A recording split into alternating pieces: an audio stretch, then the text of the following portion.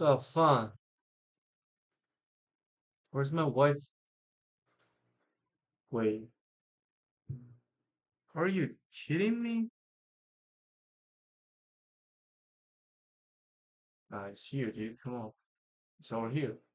It's over there.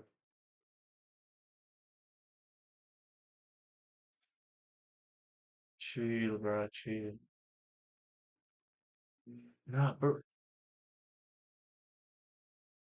Alright, man.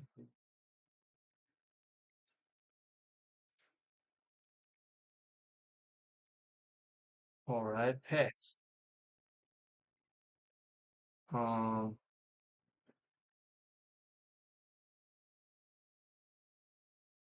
alright, pets. Alright, pets. Alright, pets.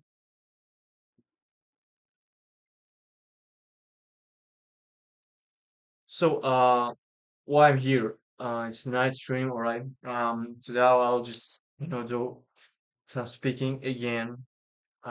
Today's my objective is to finish the Cambridge 21 21st part. So let me first find out Cambridge. All right, that book. Let me find out that real quick. So wait, what is this, dude? Wait, what is this, dude?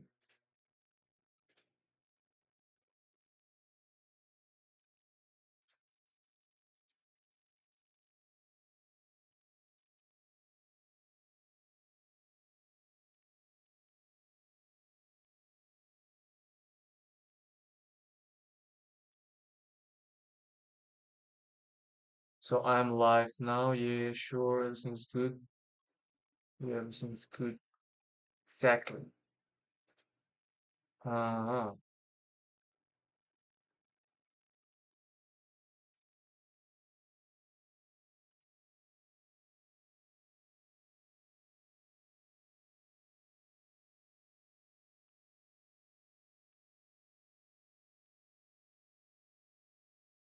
Yep. Um. So Cambridge.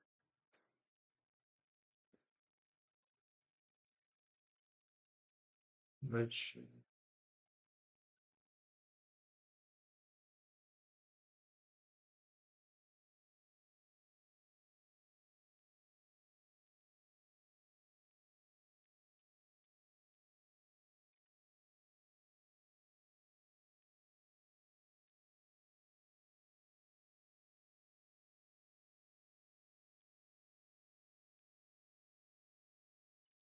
Really, dude?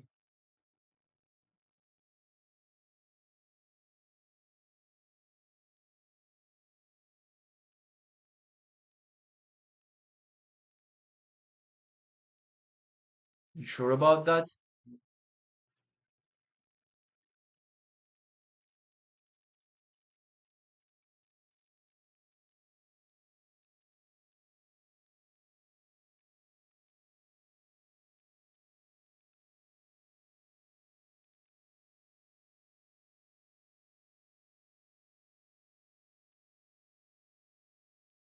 Stop. Stop it, dude.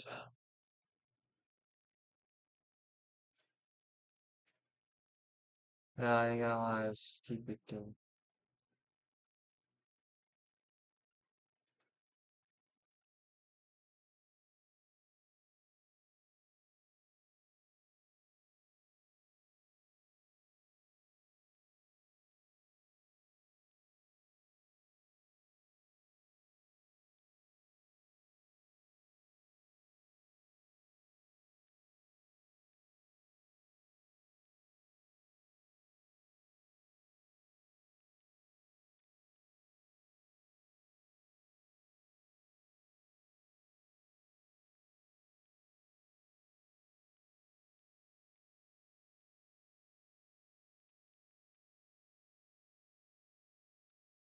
Bye bye.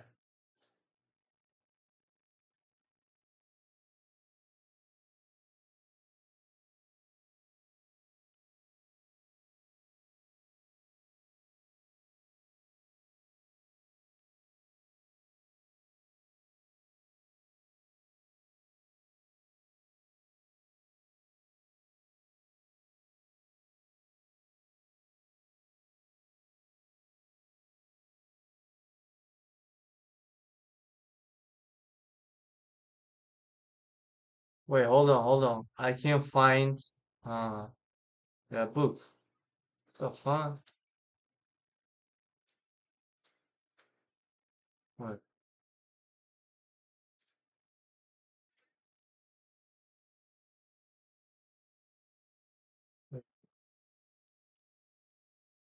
Cambridge 21st book.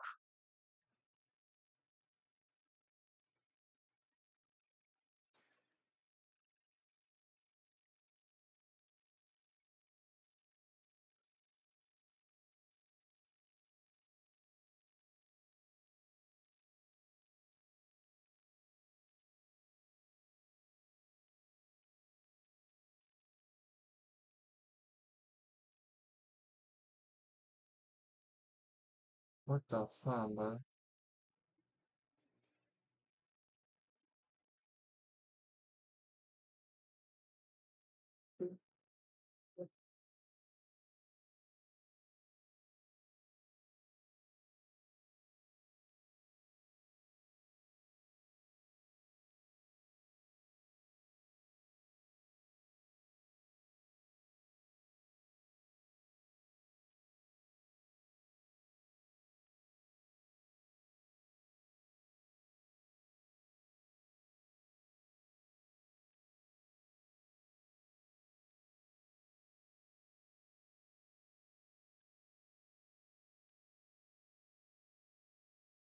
Oh, only 18 books. Damn.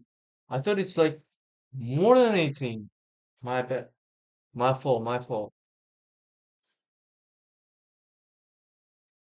Sorry, it's my fault, alright?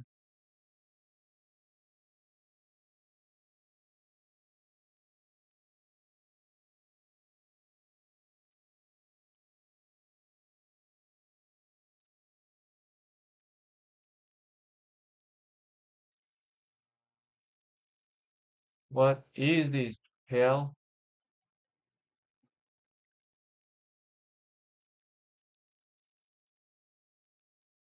Gee, stop.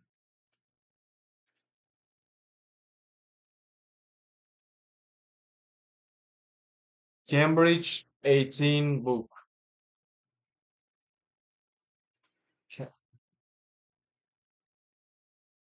Bro, what the fuck?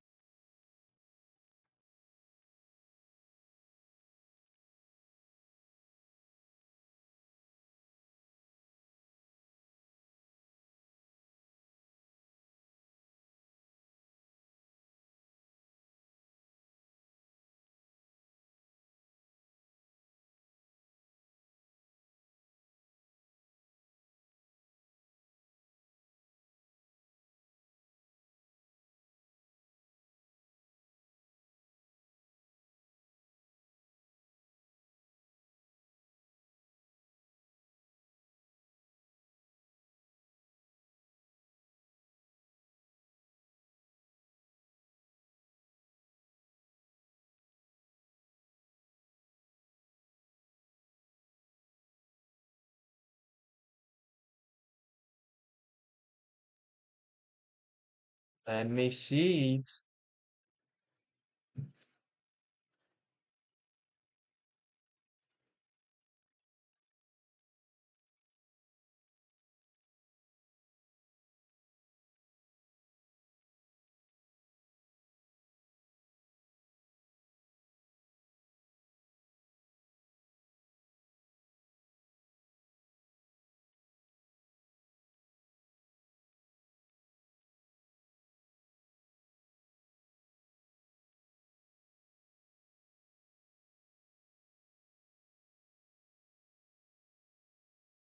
Ooh, damn, yeah.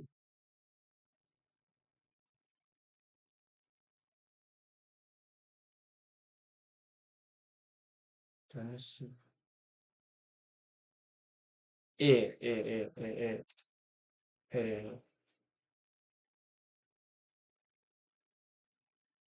Marking criteria. Tough. No, no, no, it's talking about the virus.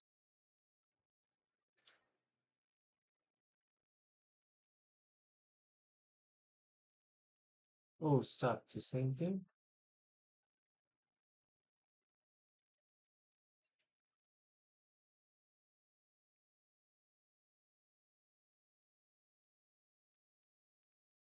Yeah, this one, I think. I think this one.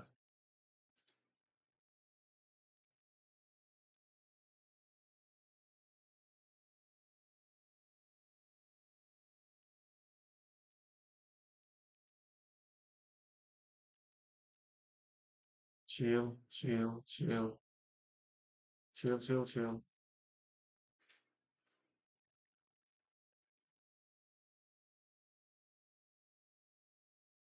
Don't worry. You, why is freezing though? Yeah, it's freezing. It's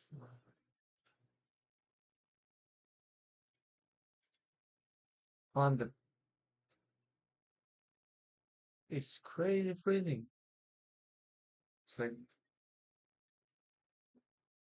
oh my days, man. Oh yeah.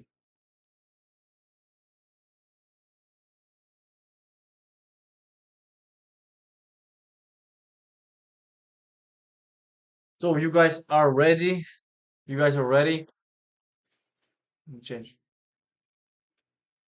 I don't know why it's freezing. Like, cause like, shoo shoo, it's just flying. Lucy Isles. Is this Lucy Isles? Uh,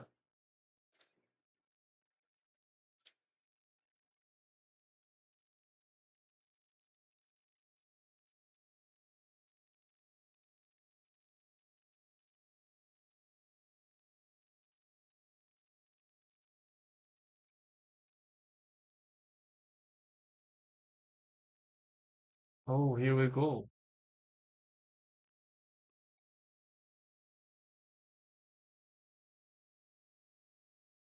So you guys are ready to the questions? No, I can't. It just doesn't work. It doesn't work well. Nah, funny. No, it's not funny, guys. It's not funny. Stop it. It's not funny. It's not funny. It's not funny. It's not even funny.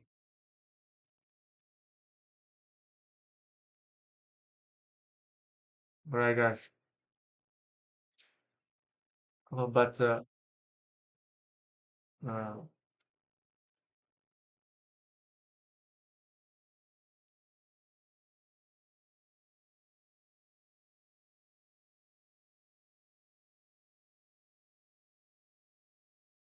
fun of it, bro.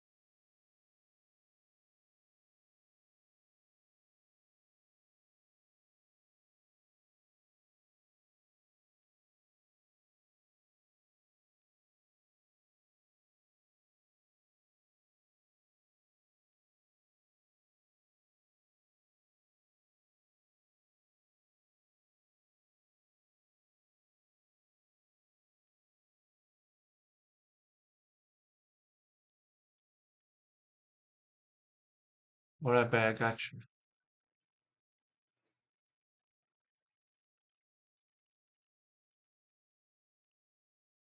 So 16. All right, guys, 16.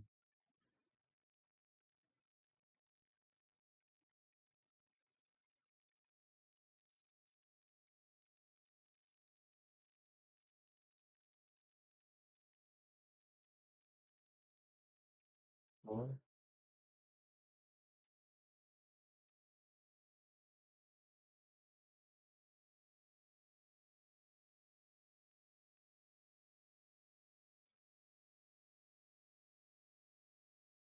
Chinese.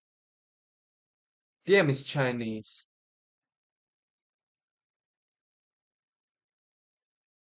PM is Chinese, dude.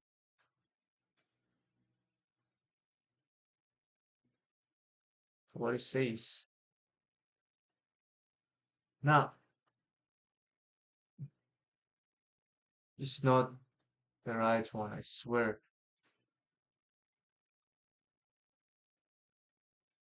Maybe this.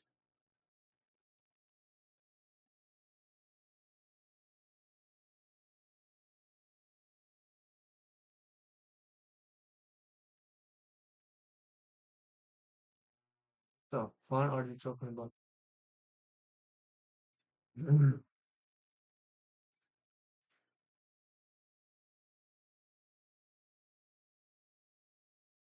What are you?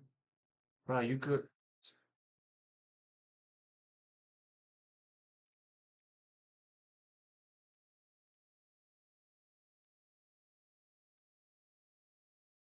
What the fun, dude?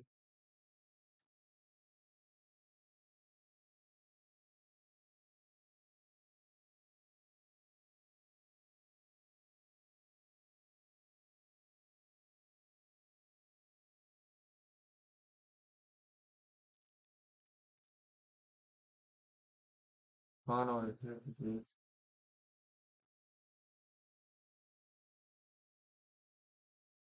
Nah, dude. But dude, it's not the right one, dude.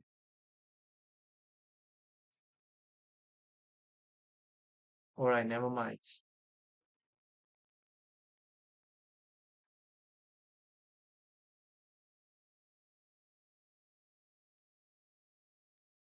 So speaking part.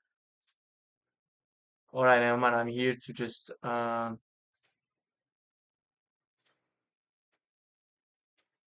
here just to make speaking. My speaking. That's why I have to chill. So speaking one for one, the examiner will ask the word to start with familiar. So speaking part. So speaking one. So speaking part one. So speaking part one. So you guys ready? Let's do this. Just let's do this, all right?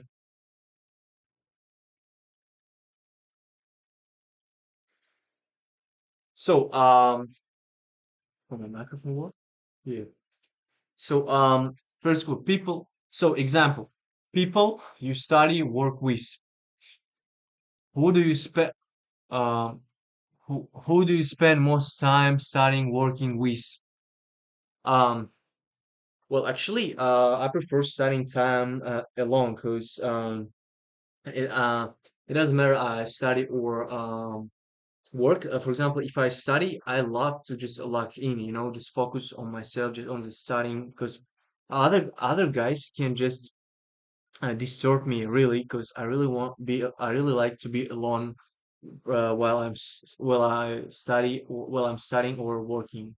But however, if it's sports, I love training together with my friends. But it's sports.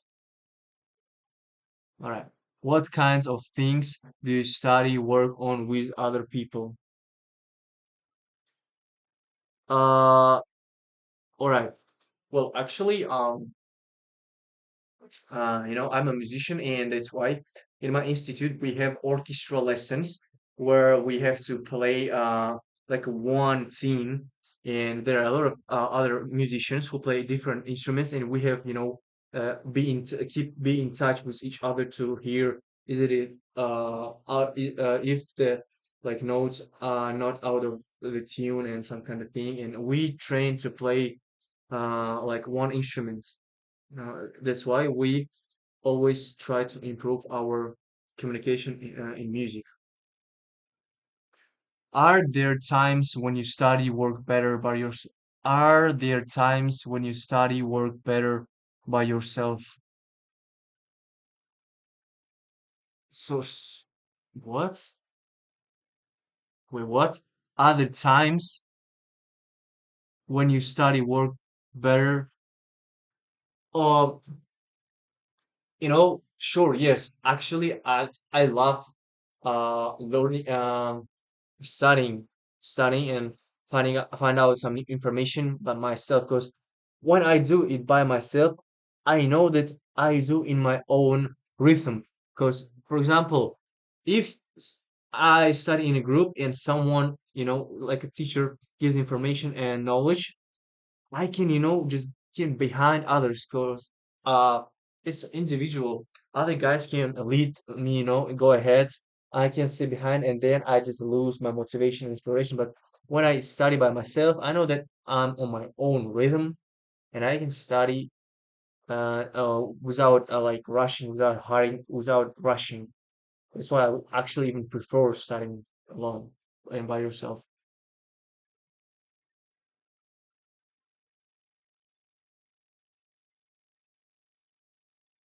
Is it important to like the people you study and work with?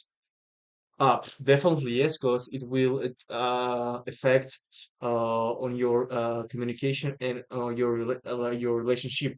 Because, for example, I'm a musician, and if I will not be in good and if I will not get a good conversation and communication with my team, we just will not able to feel each other, and we'll just provide bad music. But when we are really friends in good relationship, we always try to give our best and always be the best team. Kind of these guys, kind of these. Well, it was like part one questions. Or actually, I feel that I kind of hurry. Like, I mean, I can't understand completely the question and then answer because I use like w- small range of vocabulary. I know that I can use more. It's just my opinion. All right, let's see, let's see. So now, guys, part two. So it's Cambridge. So it's Cambridge what? It's Cambridge 16. Oh, 17. By the way, is this one 16? Test one, part two. So my time starts.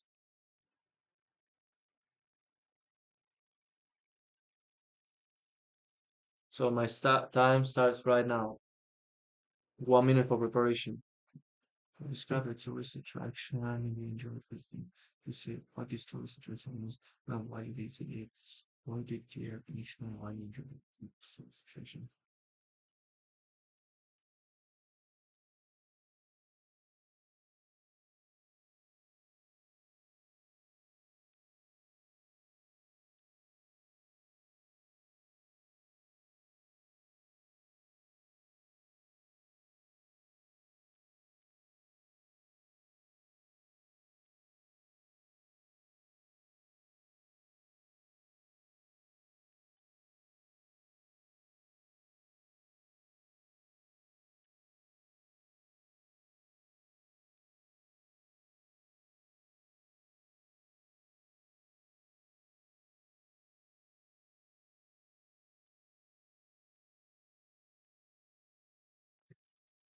So I got it.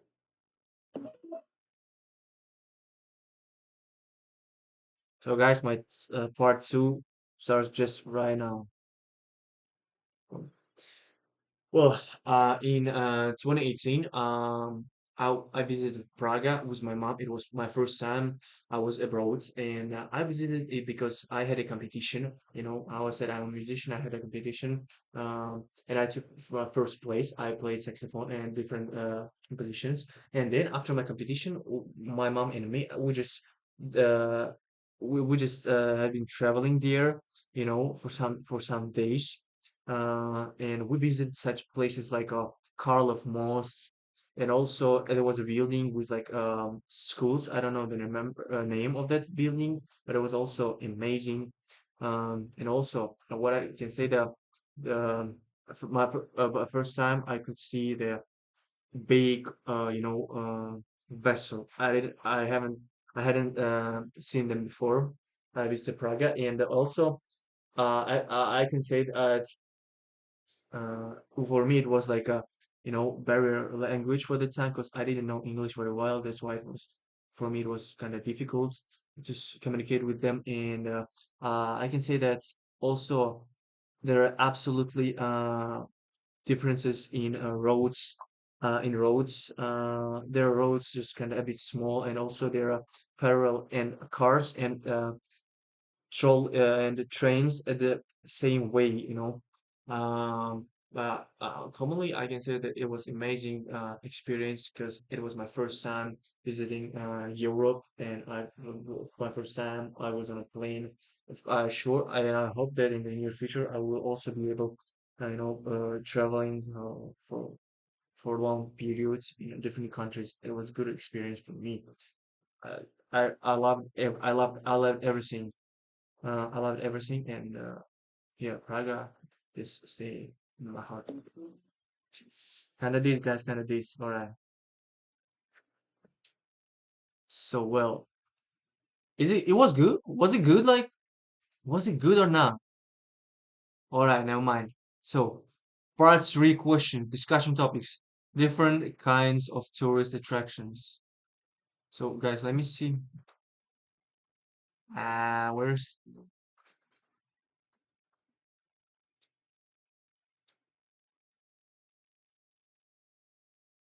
tourist attractions?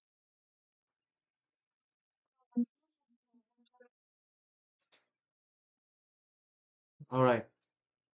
Different kinds of tourist attractions. Example question: what are the most popular tourist attractions in your country? Well, actually, I think that my whole country is a tourist attraction because Uzbekistan is a really historical place, especially cities like Samarkand, Bukhara, Fergana, and especially Tashkent. Because as if you know, Samarkand is and Bukhara are really ancient cities, and one of the famous attraction and destination for tourists is Rajasthan, Samarkand, Rajasthan, Samarkand.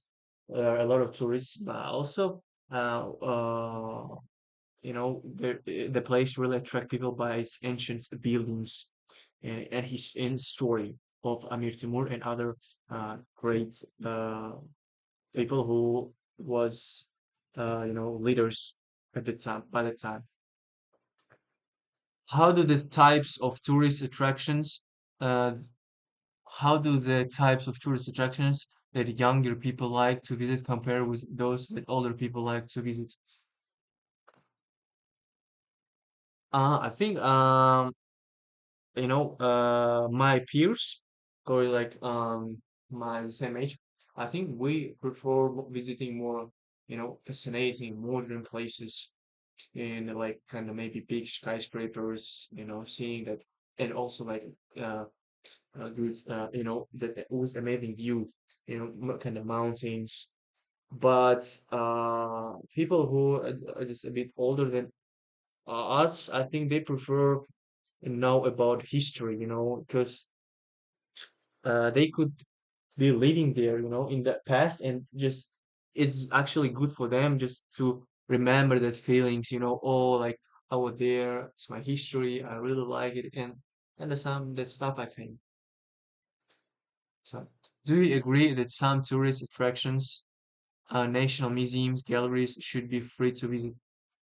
For now, for my opinion, yeah, because museums and other destinations they could show,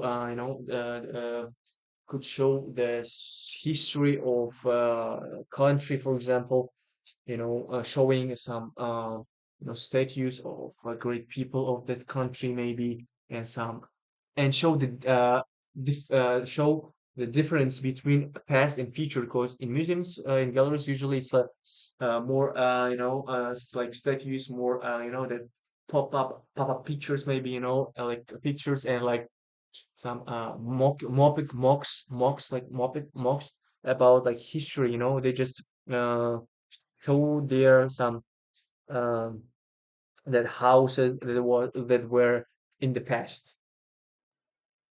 All right. The importance of international tourism. Explain questions. Why is tourism important to a country? For example, first of all, it can really boost the popularity of the country. Uh, because more people come to that country, more that country will be famous. This first opinion. Secondly, they just will good in case of exchanging knowledge. Exchanging knowledge. I mean, some people can travel other country, and then can tell about that country to their local people with whom they live, and they just can share the knowledge of that experience, and they can just really encourage to encourage other people for traveling. Yeah. What are the benefits to individuals or of visiting another country as tourists? Actually, it's obvious to expand their uh, it's ex- expand their um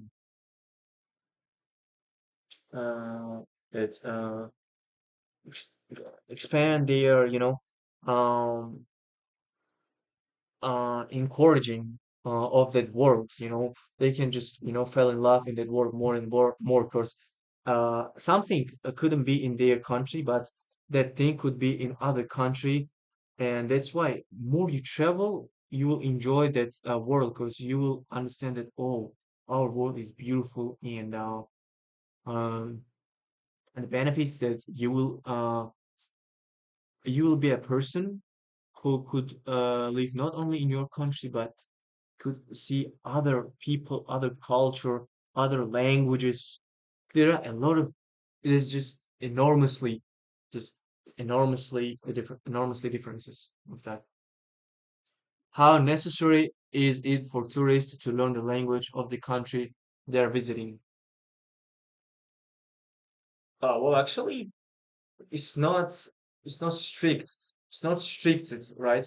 Because they can do it by only if by respect side, like for example, just for respect, guys, for example, and or like for make a surprise for people who live in the country that they are visiting. For example, by my experience, I want to talk about my experience. In 2018, I was in Prague and I didn't know English, even English. That's why it was for me, language barrier. I was struggle, I was struggling to communicate with them, and you know, it's not strict, but I think it will be easier for you to communicate with people, especially if you know English. All right. Hey guys, hey, that was my speaking part, like on all of these three parts. Here, here. Well, what I can say, like I can rate myself.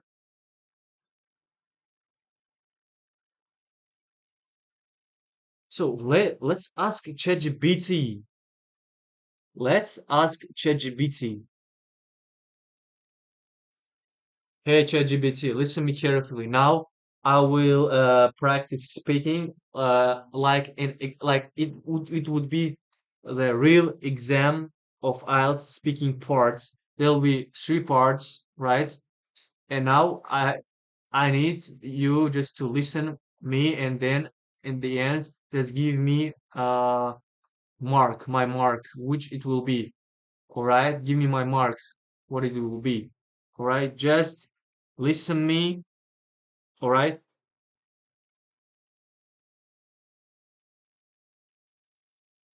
Stop. This one is wrong. No, it was wrong.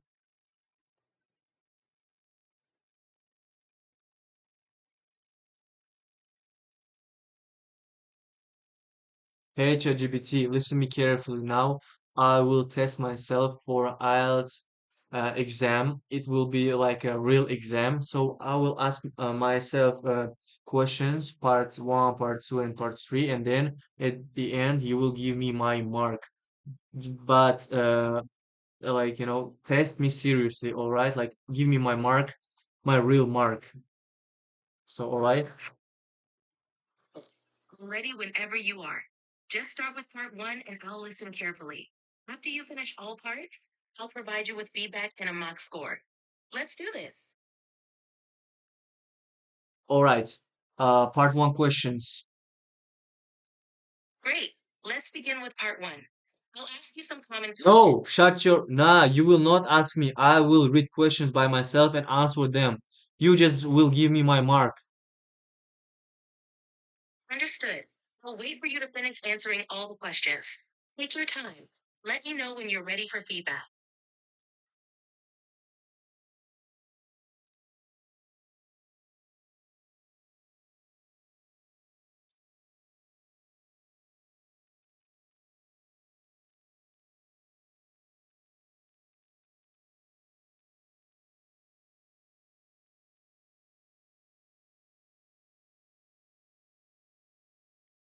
Do you have a favorite flower or plant?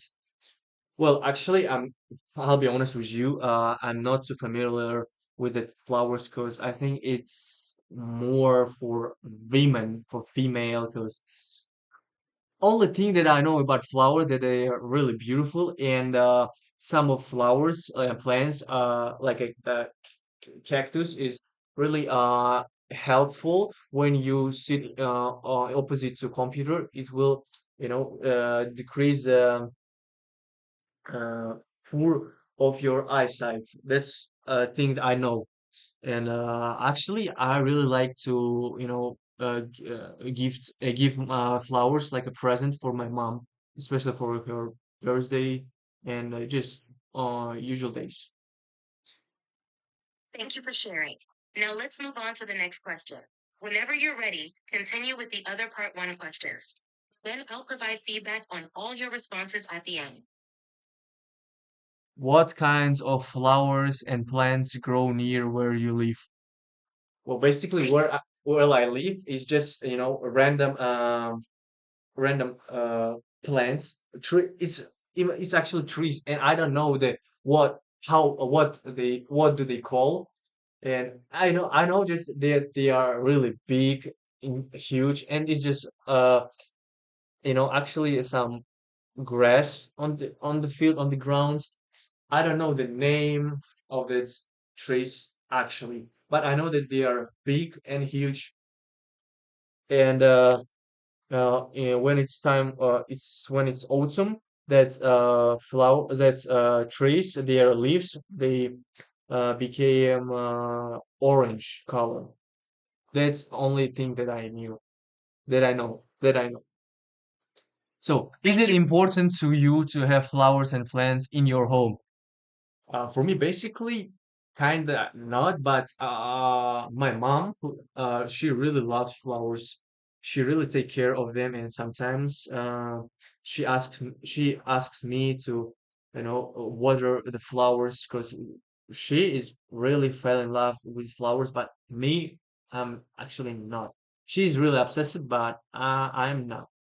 I can say just all right, it's flowers, some kind of good, beautiful flowers in my house. Yeah, it's true, but I don't know how I said even then, like how how do they called?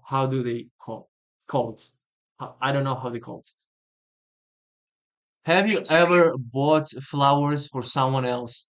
For absolutely, and the only person whom I bought flowers is my mom. I try to bought a flower, at least one flower bouquet, a bouquet of flower for my mom uh,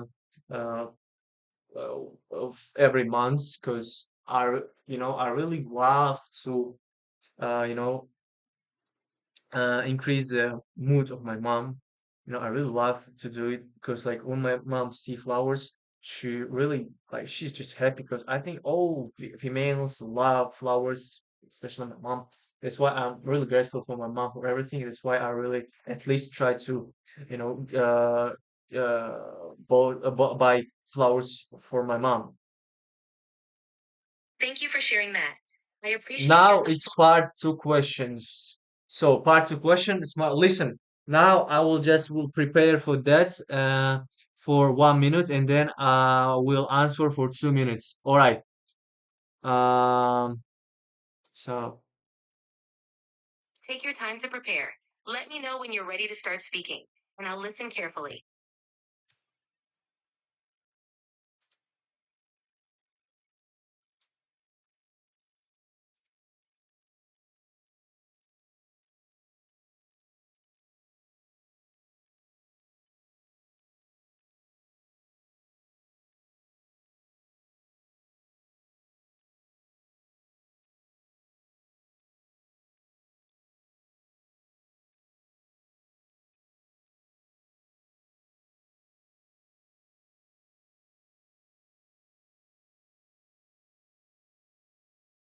describe a review you read about a product or service.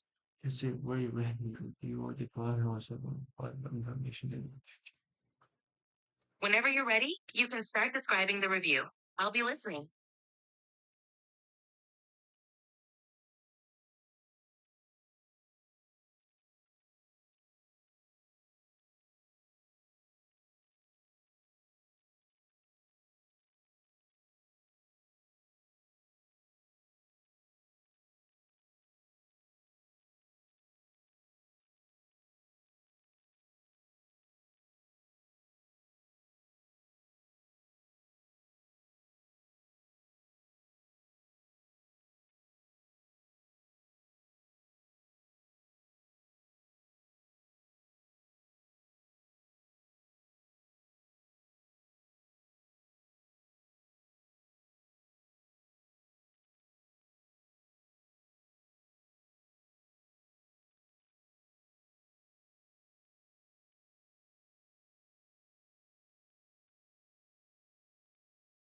Well, recently, I was in, I searched for a mic.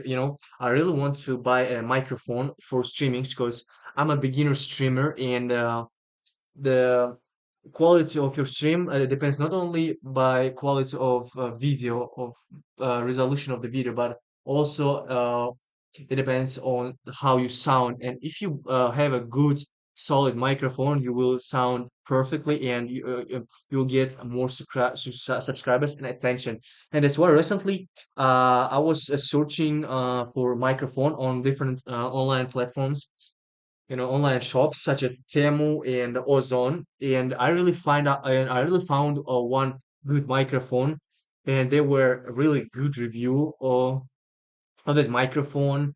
It's actually budget microphone, but it has all requirements that I need, and you know, after some days, I think I'll really buy it because now I can buy it because I don't have enough money, but after maybe a couple of weeks, I will get some money and buy it. And I really also like it, the uh, customization of that microphone. It's really like modern, and the reviews and by the way, the reviews of that microphone were really uh, good. I mean, like there was a lot of pros, and by the way, people even showed that microphone in their room, and that they said there was just wrote that that microphone was new, it works, and that they really like the microphone. Thank you for sharing that review. You provided a lot of details about why you were interested in that microphone. Now it's part three questions. Let's What move on to the what kinds of things do people write online reviews about in your country? Well, actually, it depends what about what they review. For example, if we're talking about some products on online shops, of course they will write the review of that product, especially about what the quality it was it new or not, and what Извините, state вы it исчерпали came. дневной лимит расширенного голосового режима. Вы можете переключиться на стандартный режим сейчас, чтобы продолжить общение.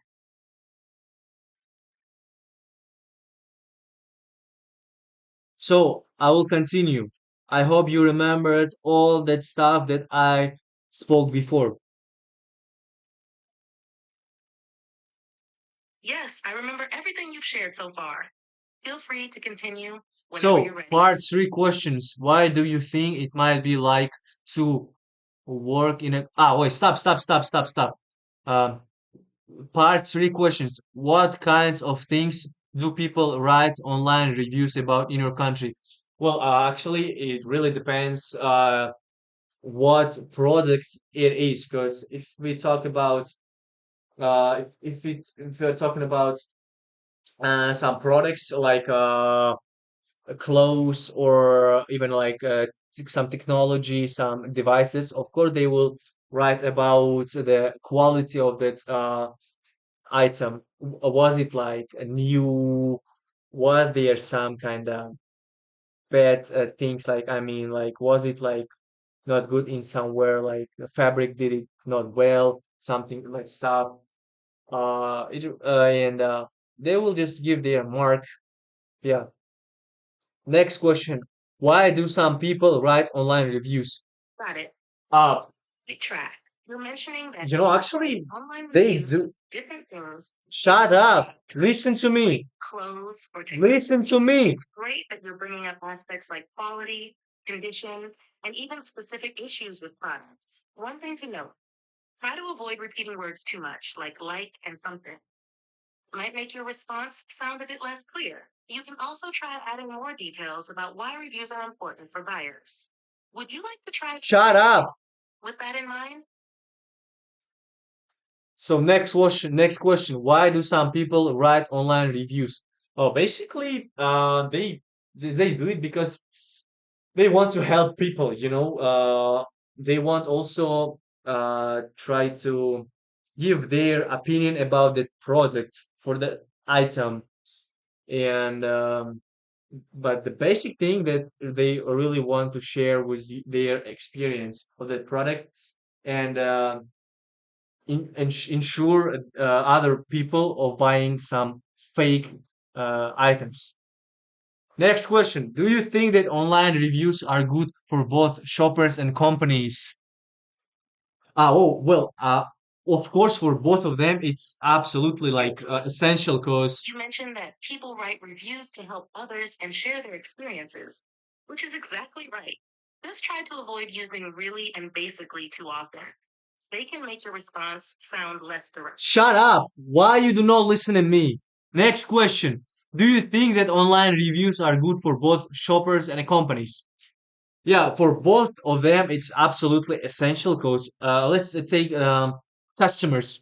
They really need to find that person who already bought that item, let's say, and they will just be sure that all right, I'm buying.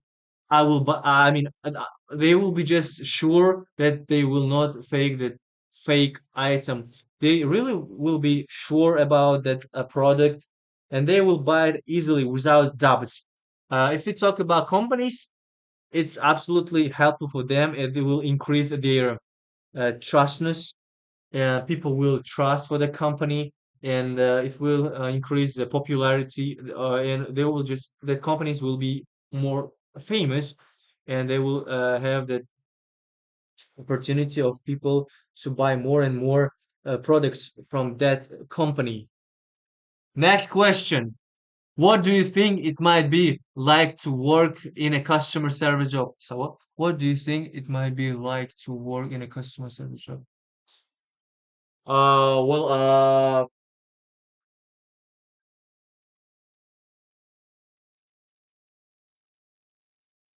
hey, can you listen to me?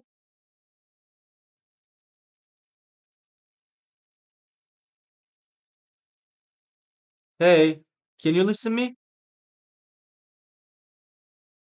Hey, you stupid mouse.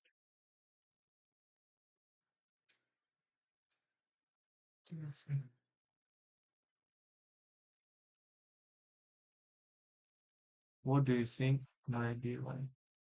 What do you think? What do you think it might be like to work in customer?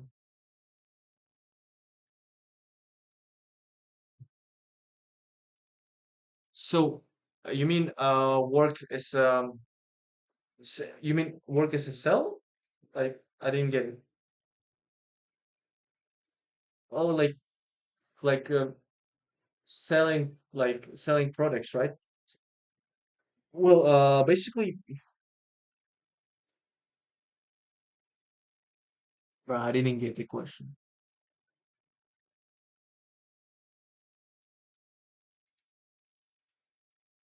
Customer service job. Oh, customer service. Oh,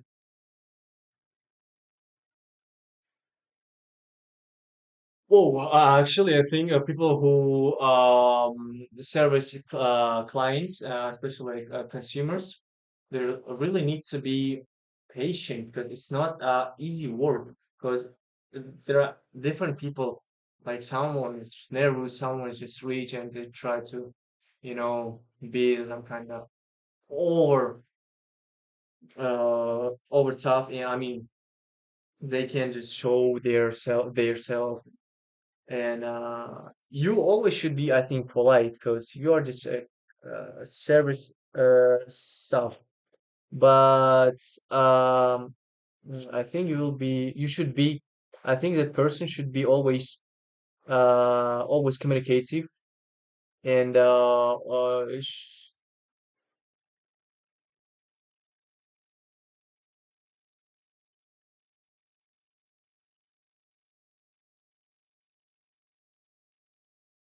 and yeah, that things will really help. Do you agree that customers are more likely to complain nowadays? Uh, I will say not because the only um bad, for example, reviews of customers will be if that product will be bad quality because no one will tell that and put bad marks of for a product if it's good. Of course not. I think like customers also it's just they are people who has own life and they will not spend their time for just you know writing that, oh, it's bad product, something like this. Nah, if they enjoy that product they will just put that 5 stars and that's it. How important is it for companies to take all customers complaints seriously? Complaints. How important is it for companies to take all customers complaints seriously? Well, actually, I think that companies should not, pay too much attention for complaints of people. I mean, if they know that their product is good, they just do not, they shouldn't focus on what people say because they know that they sell high quality product, right? And of course, they could be some complaints, but it could be also be from other companies from their opponents. It could be. That's why I think they should more focus on their products, on the quality of their products. And then when their product quality will be good, there will be less complaints. So now you can give me my mark. So now you can give me my mark. I swear, you stupid ChatGPT, you are fake. Stupid. I hate you, stupid. You stupid. Why you don't listen to me, huh?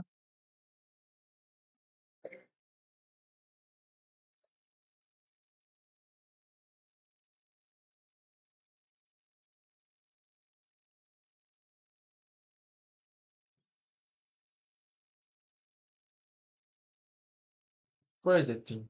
Huh? Probably fine.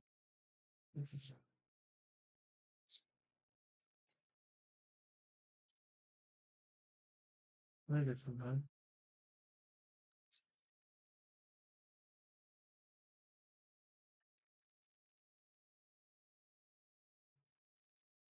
Interpersonal skills. You stupid. Interpersonal skills.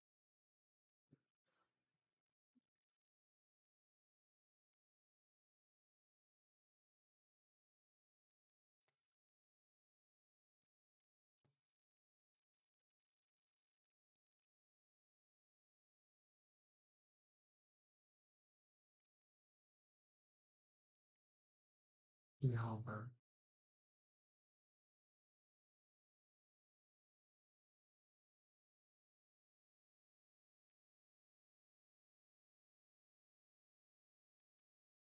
Oh, bro. I'm kind of tired, actually. Of this.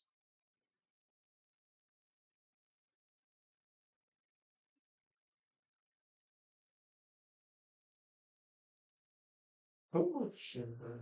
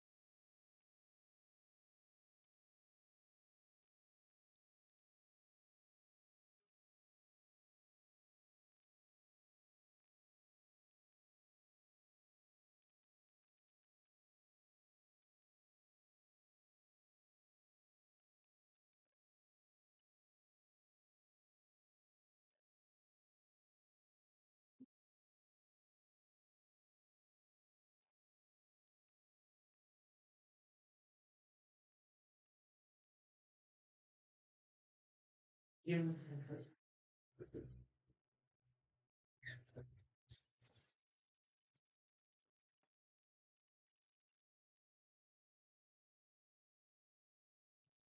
now.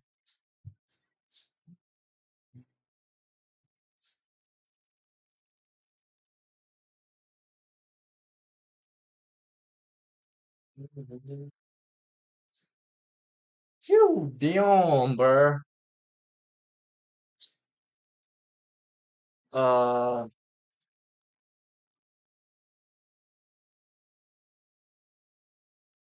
damn, damn, damn, damn, damn, damn, damn, damn, damn, damn. Damn, damn, damn, damn, damn, damn, damn, damn, damn, damn. Damn it, damn.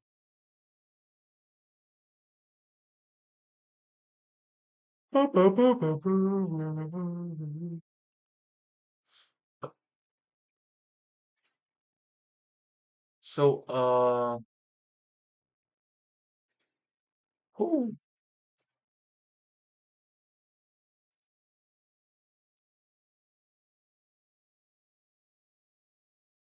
yo,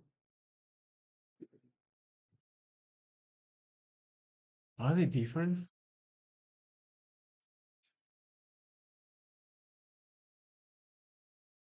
Yes. I know.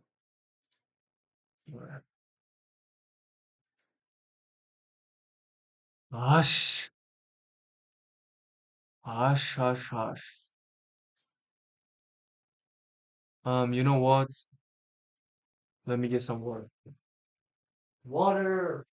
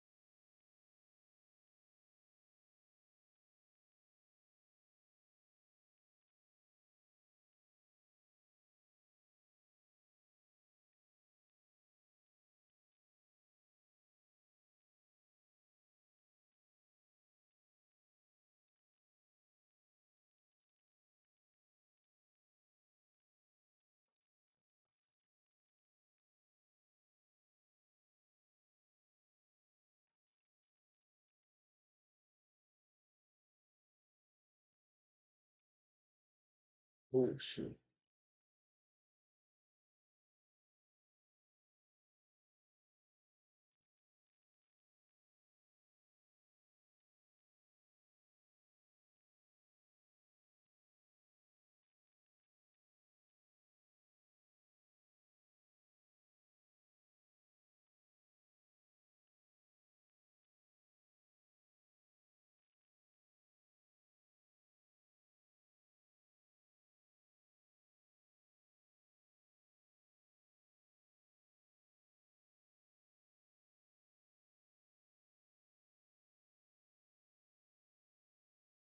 Hey,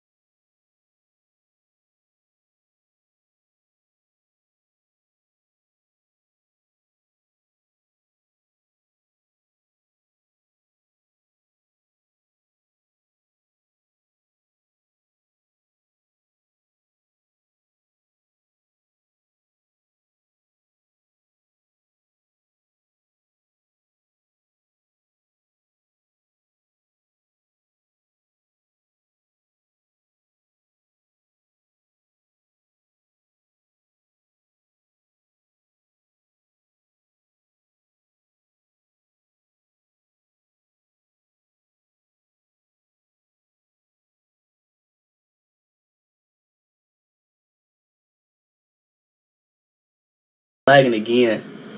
Oh If my. you're trying to make time. No, I swear to God it's lagging. I swear to. Alright, let's start straight. Alright, come on. I'm about to say it. Okay, alright, come on.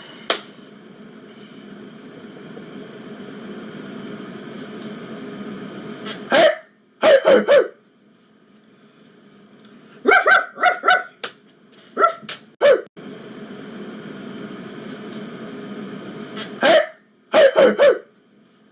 Alright, come on, I'm about to say it. No, I swear to God it's lagging. I swear to. Alright, let's start straight. Alright, come on, I'm about to say it. Okay, alright, come on.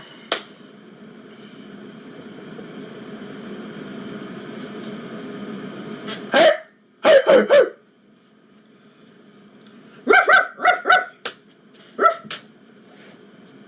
Really? Yes. Really? Yes. You lying. My stream lag, they didn't hear it. My stream lag, they didn't hear it. My stream lag, they did not hear it. My stream lag, they didn't hear it. My stream lag, they didn't hear it. They didn't hear it. My stream lagged. Bro, chat. Bro, chat, did y'all hear that, bro? Ain't no way, bro. What? Bro, chat.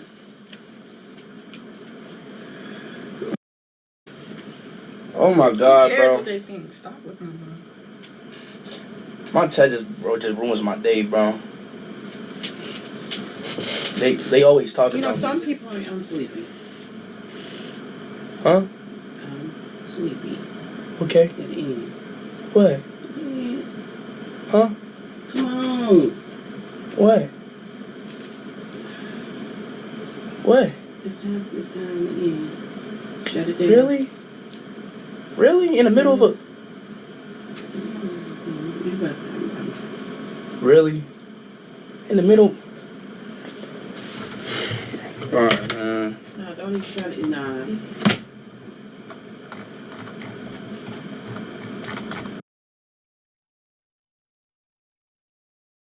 Yeah, speed like kinda. Right, speed is legend.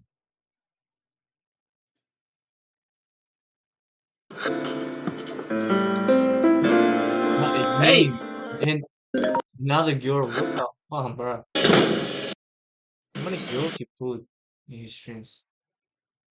On his streams. Yo, say some legend. Oh no, I don't want to see. Wait, this is her right now, actually. Wait, this is her right now, actually.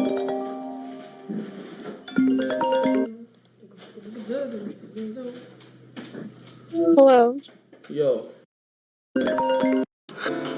Right, another girl. Let me see. Hey! Hey!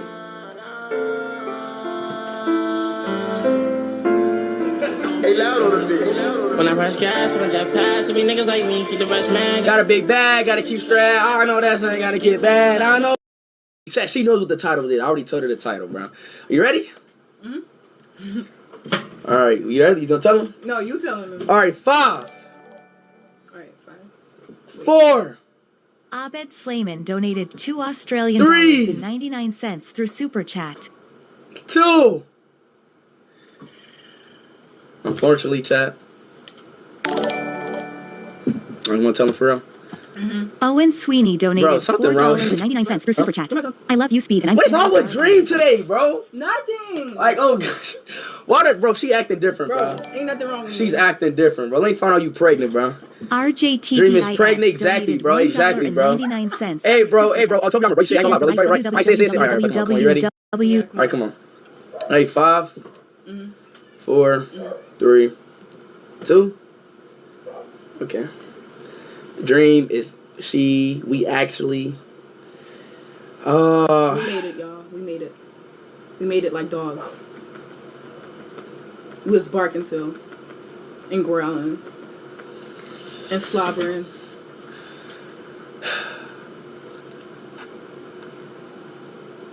They said cat. Oh my god. Okay. They said cat. Okay. They're saying We ate cat. dog food off my stomach, y'all. Yeah. They're what, bro? Why they saying cat, bro? All right. Okay. Okay, all right. They saying cat. Okay. All right. Tyler Boss, no. Okay.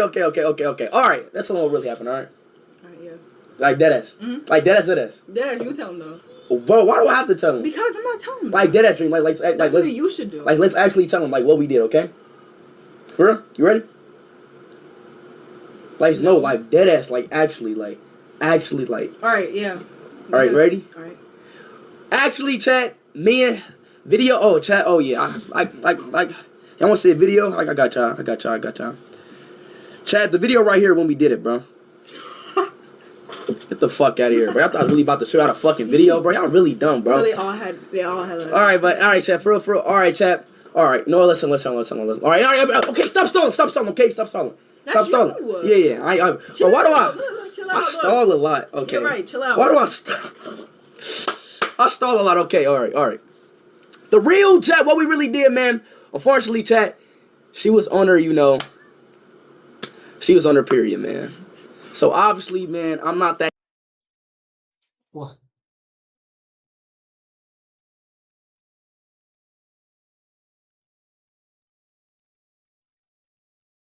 What he is talking about? I bet.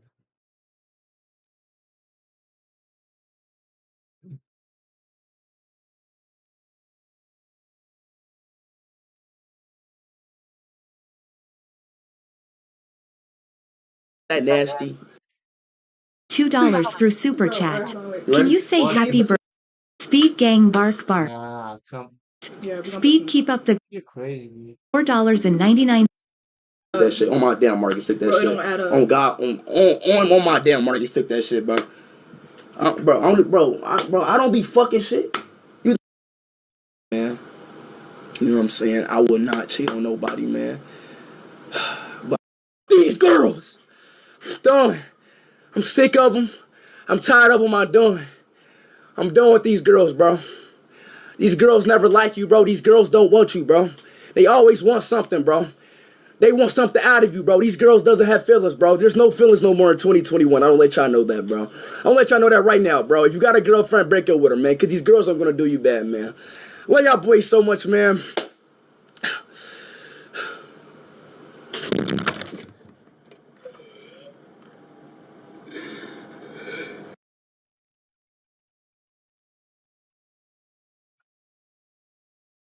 Got found, man. This is my entire YouTube studio all on one. It gives me the flexibility to change up the framing. I can get an Perfection. ability to change.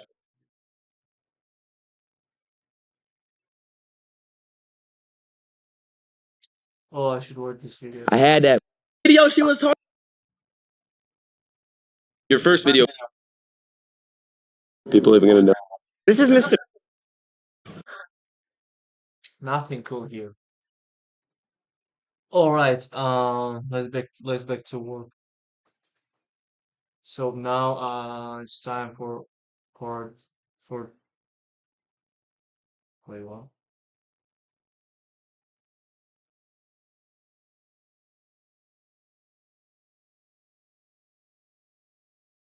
Um.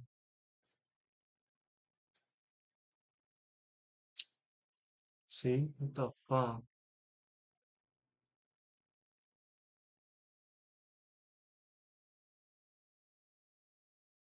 Right, get the.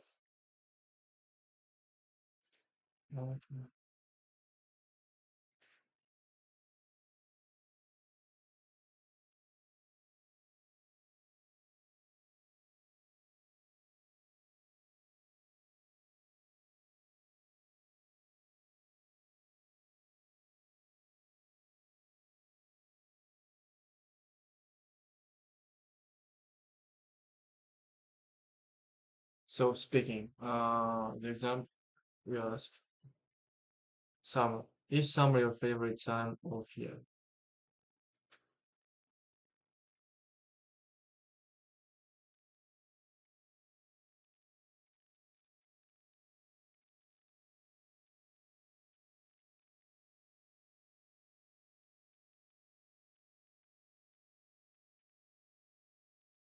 summer is my absolutely favorite of season. Is my Summer is my absolutely favorite season of the year because it has absolutely enormously advantages. Uh, it's, with absolutely big advantages beyond others because summer it's time uh, it's just sunny time and I love sun. I especially sun, I love sunny weather because you don't need to wear that your jackets, your coat, your heavy like your heavy like your heavy shoes or winter shoes. And one of the advantages of summer that is there is no dirty roads and dirty weather because when you walk, the dirty could just lean to your outfit, and it's absolutely not good. I hate it when it's sun, but when it's summer, you can easily just wear your flip flops. You don't need to think about your what to wear. You just wear random things, and you're looking good. Yeah, but actually, I could answer better. All right. What do you do in summer when the weather is very hot? Well, basically, since my childhood, I always been having my holidays, getting my holidays in a children's camp. And when I was a child, I was just like restaurant, But now I work in the child camp. Yeah, because one of the benefits working on the child camp is that it's situated in the mountains, and there is of course is better air than in the city because in summer you you don't have like a lot of things to do because it's just holidays, and you don't need to be in the city. It's better to have a rest and get chill, in countryside, especially in mountains, in some kind of rural areas, That's why I prefer to work in summer. And my favorite work, of course, is working as as a person who take care of children in children camp. And last season, I worked there, and I was a swimmer controller. Do you go on holidays every summer? Uh, how I said, yeah, I work in a children camp, right? And I can say it's my holidays because I can really get some free. I have free time. I have some free time there because I can play also tennis, table tennis, football with children, like and especially like having like rest, especially in summer in some mountains is better than just staying in the city. Did you enjoy the summer holidays when you were at school? Oh, when I was at school, that was my favorite time on holidays because when you were like study 9 months, you just wait for that 3 months of holidays. And when I was schooler, on the holidays I use it uh on the holidays I used it to play with my friends more than it was a school time. We played, or we'd been play for entire day, days, football and other games. Yeah, that was a good time. Oh yeah, yeah. Am I doing well, guys? Am I doing well? Right, there's like some.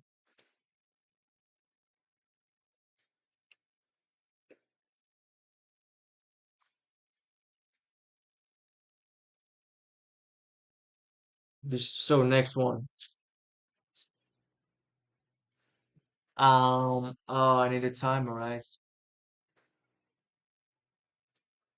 That's huge.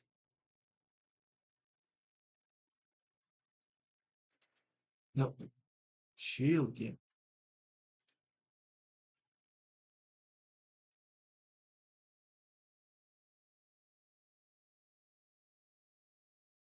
Shield. Alright, no.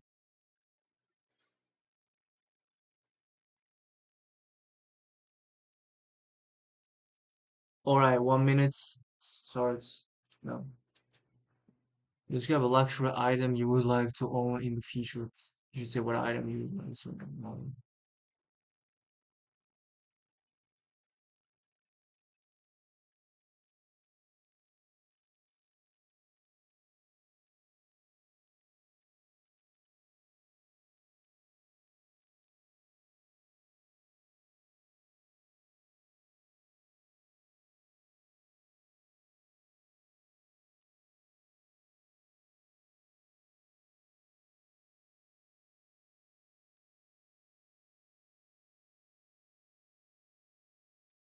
So,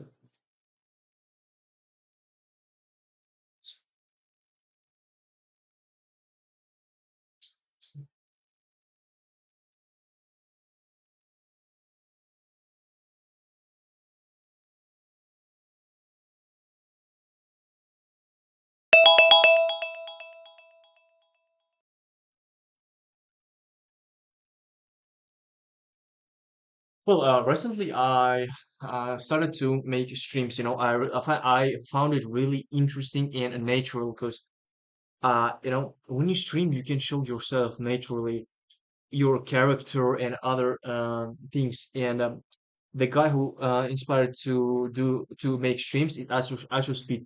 And nowadays, I'm really like fell in love with streaming, and I want to buy some new stuff like new web cameras and microphone, especially because I want to look I want to looking good. I want looking good, on on my streams. And also I want to sound very clear. That's why I need to buy both of them.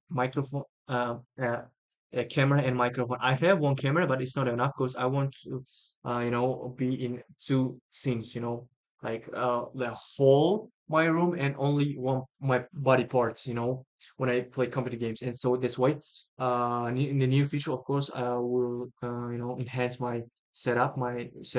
I want to buy microphone, good microphone, and a new camera, but like also furthermore I really want to enhance my setup. I want to buy a good chair and a desktop.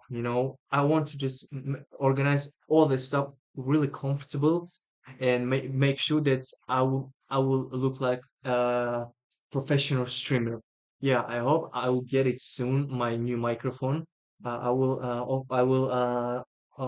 hire I will buy it from online shops, I think. Yeah, that's why like I uh I'll buy it for streaming, sure, and in the near future, I will also want to be like a vlogger.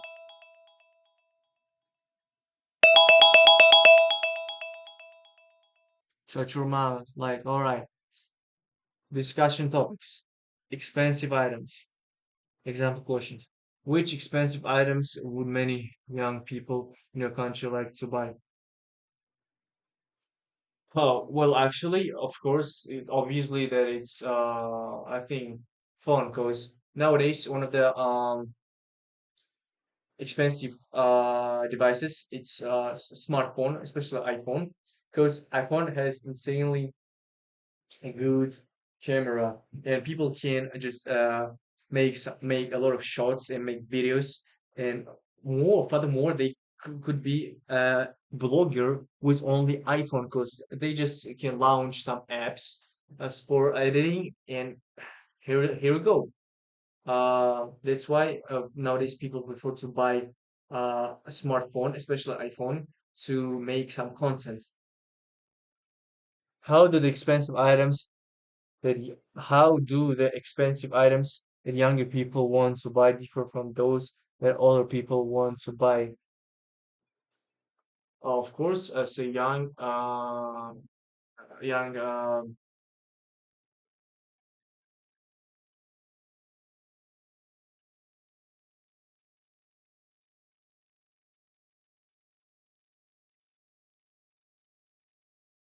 guys, I can't.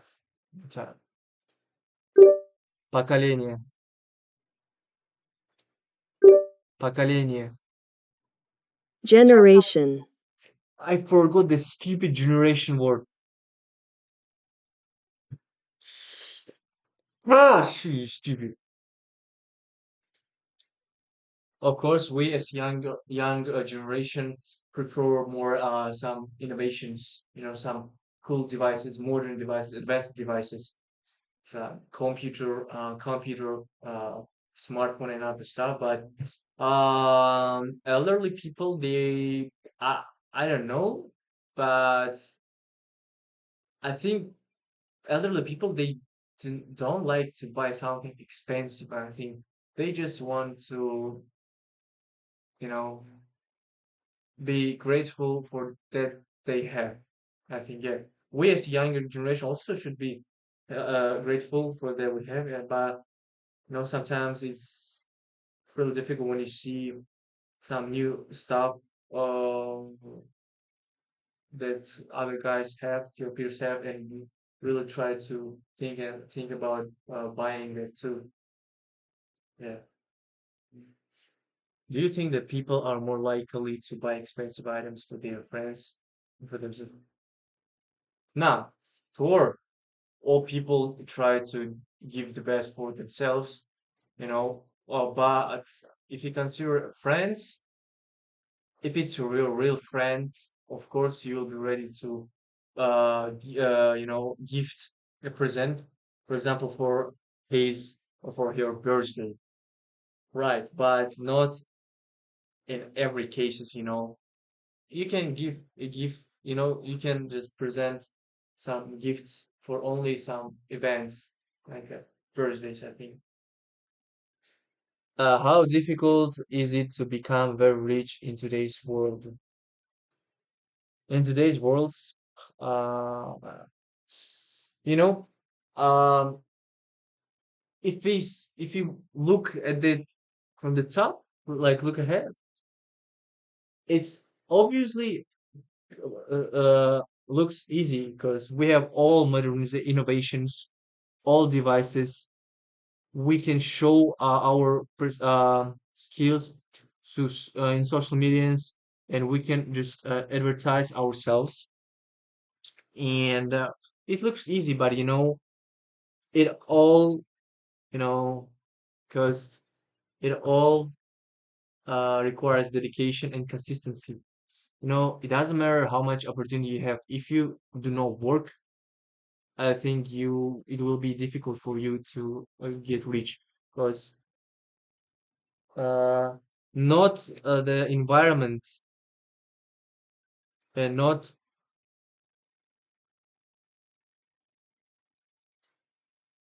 uh, and not I mean, not environment make you successful. You make you successful by your daily work. Do you agree that money does not necessarily bring happiness?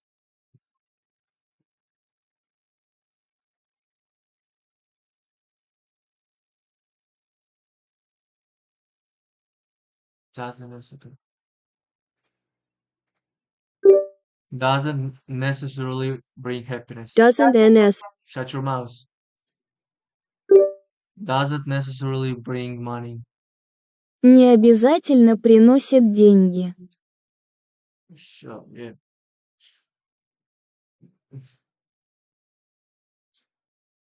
Oh yeah, sure, of course, yeah.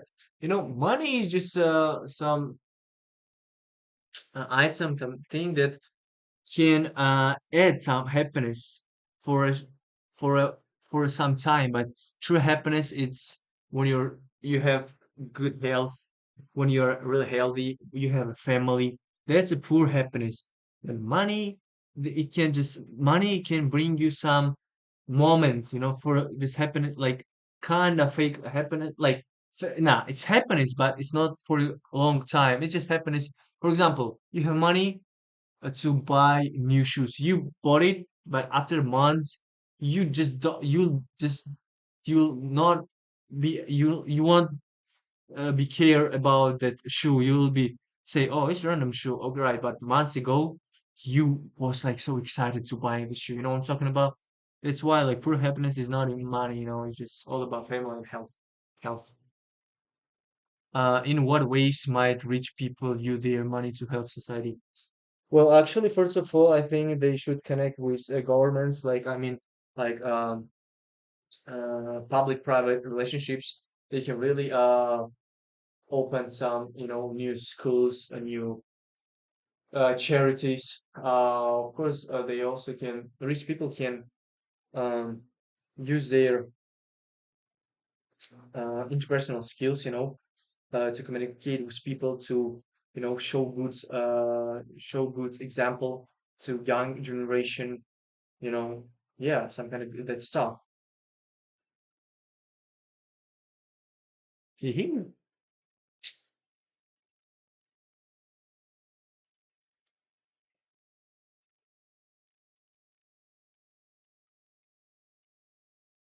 All right.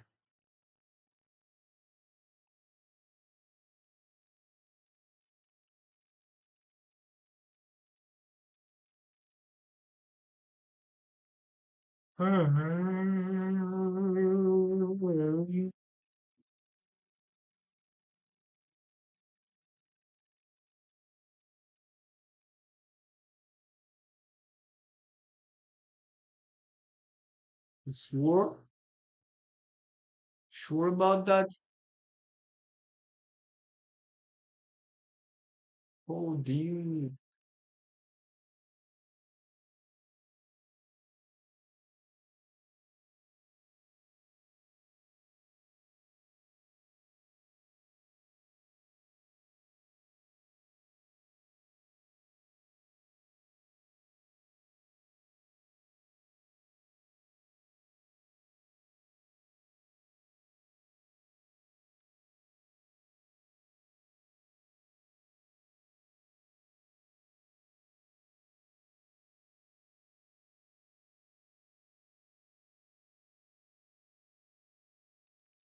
So, next question. Fast food. What kinds of fast food have you tried? Oh, I can say that I almost tried all fast foods in my city. I mean, different brands. I mean, different brands, And actually, I can say that they have some differences in their in their preparing, because there some of them different in sizes. Someone is like expensive, but they're do not worth for it, for that price. But yeah, I love actually. Yeah. Do you ever use a microwave to cook? Absolutely, yes. It's my like daily routine, because my mom always cook some food, but after she cooked, when it became cold, and we put it in the fridge, and it's cold in the fridge, but to make it hot, I always use my microwave. Always, it's my daily routine. I always use it for for every type of food. Yeah. How popular are fast food restaurants? How popular are food restaurants with now? They're pretty. They're pretty like they're pretty popular, and they really make money by their business. Because a lot of people, especially me, per week, I think I eat 3 times, 3 days per week. I eat fast foods. Because I study in the institute, and opposite to my institute is Tashkent Mall, where it's a lot of junk food. I mean, fast food, and I really buy it. Like I really like to eat eating because like fast foods is my weakness, really. And I know that a lot of people say that it's like bad for your health to junk food. It's not like it's like a malnutrition. I mean, it's like malnutrition in that food and there are not many nutrients, but it's my weakness. And yeah, when would you go? When would you go to a fast food restaurants? Actually, how I said, I'm a student, and I don't have too much money for restaurants, But I know that nowadays I can buy healthy foods for the same cost as a junk food, fast food.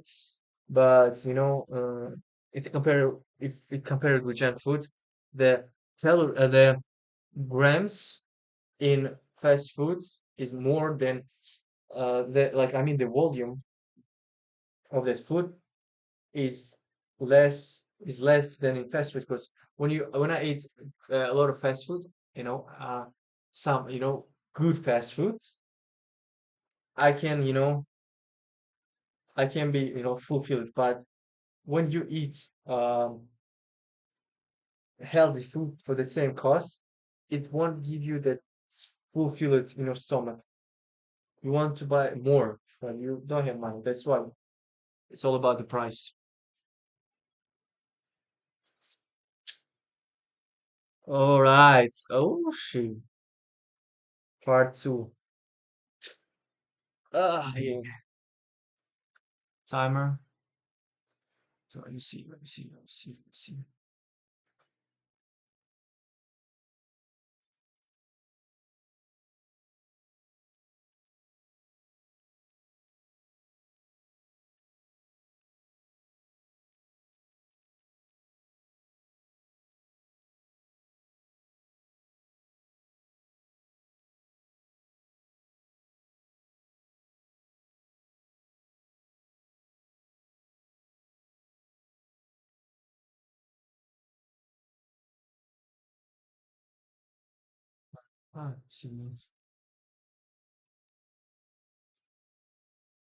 See. Oh my days.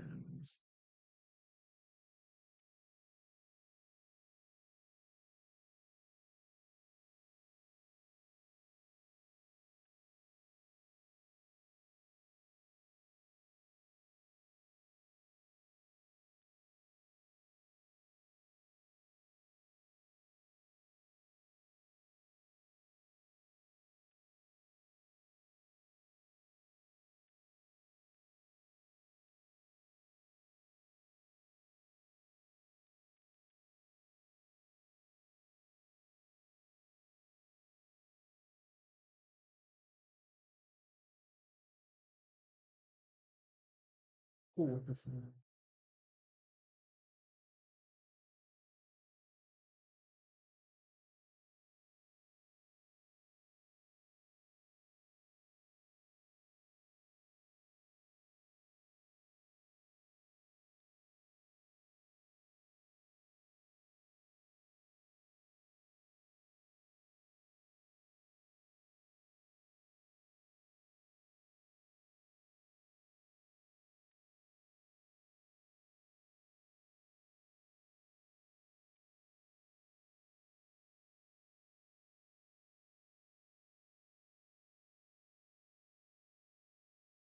One.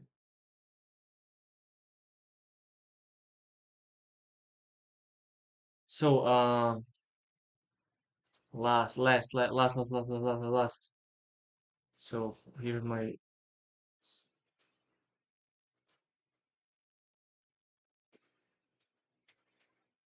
1 minute for preparation. So 1, 2, 3. Describe something about what you do.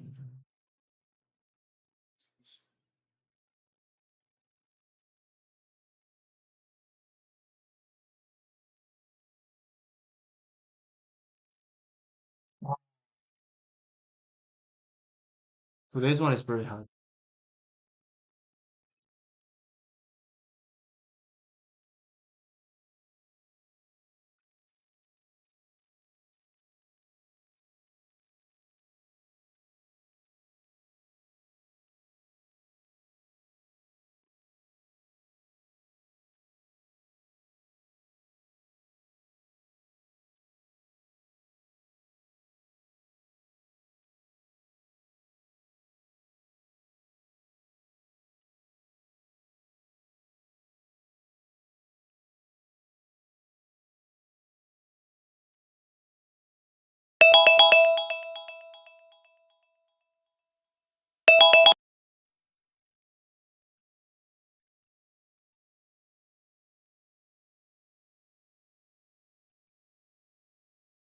Let's go. Well, actually, the all my life, I used Android phones. I mean, it was always like Redmi and Galaxy. But recently, I switched to iPhone, and I felt insanely differences because iPhone has much better camera than Android smartphones, especially in video. And also, my uh, last Android smartphone was made in 2021, and my nowadays iPhone also was made in 2021. But if you compare them, iPhone is more sustainable, it's more stable than Redmi because my Redmi is always jams and always lagging, but my iPhone is absolutely stable. And I think iPhone and Apple made insanely innovation, like revolution in that in devices. Steve Jobs is founder of that iPhones, right? And yeah, I think Apple is absolutely dominating. Absolute. I like Apple absolutely dominates in that sphere of devices of advanced devices nowadays, and it's really high quality device iPhone, if you compare it with Android, because Android I think only has super good stuff in their fragments. But I bought my iPhone for $4,000, and it's really like valuable. It's really it worth its price. Yeah, and so I think in the near future I will always use only iPhone and not Android, because now it's just comfortable for me. All right, I know. Shut your mouth. Just shut up, bro. Computer games. Ooh, my heart. What kinds of computer games do people play in your country? Well, actually, enormously amount of people in my country just love to play CS:GO too, because it's a online, it's a game where you can play with your teammates, with your friends. It's not a game where it's not a company game. It's not a, like open world. It's just a shooter where you can divide into teams and play each other. That's absolutely dominating people between my peers, especially in my country. Why do people enjoy playing computer games? Well, actually, computer games always been you know a thing that gets them relaxed to people. It goes from childhood, because when I was a childhood, I really used to play computer games because it's just some kind of nature, because it's a technology, and uh people like can't for example from their when they are like, for example, when we are a child, we can drive a real car, but we can do it in computer games. That's why it's like you know we use that experience of the same things we can make in life, for example, when we're a child, but we can make it in computer games. But for example, if we are adults people, we can do it, of course, on the real life in the computer games. But when we are adults, we just some people, especially me, I really like to play computer games nowadays, because of nostalgia, because it really evokes some good memories from my childhood when I use it to play that video games, because it brings me so good vibe. Yeah.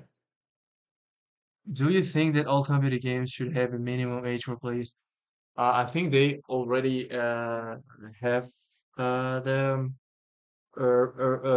age restrictions and classifications, because of course some video games is not able for young for young for for children, like children can play just easy games for fun, but adults and teenagers can play some shooters where it's like killing people, animals, or something like that.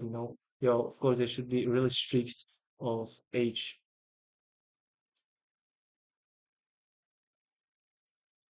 Technology in the classroom. Exam questions. In what ways can technology in the classroom be helpful? Well, actually, first of all, is of course online lessons. For example, if a teacher, for example, got some disease and she can't be able to be in the lesson, he's absent.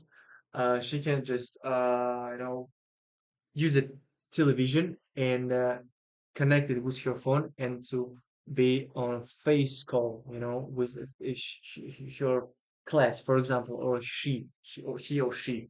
That's one of the advantages, and also it's easy to get some information and to you know turn some uh, cartoons for primary school pupils. Do you agree that students are often better at using technology than their teachers? Uh, actually, it's just here. I think it's not only hearings, but kind of some truths, just true too. Because we as young people, we have had we have the technology from our childhood, because we were born with the technology, but older elderly people not, because they usually the average of the elderly people is like they were born they were born since like maybe 1970, 1980, and they weren't like some innovations at the time. That's why for them it's kind of difficult to use and to understand the technologies, but for us it's kind of easy. Yeah. Do you believe that computers will ever replace human teachers? I think they've already replaced it, as in some spheres. I mean, like, but I would prefer teacher-led system, because it's like useful and already, it's like already like useful and more reliable, because in some ways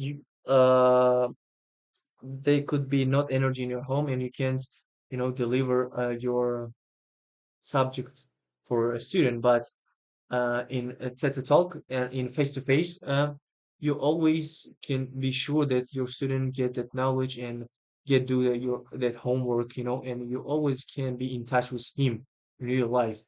That's one of the advantages. Yeah. Cool shit, bro. Yo, guys, how was that? How was it, huh? How was it, bro? Actually, I'm a bit tired. I'll be honest with you guys. I'll be honest with you. I'm a bit tired. All right, close it, close it, close this. No,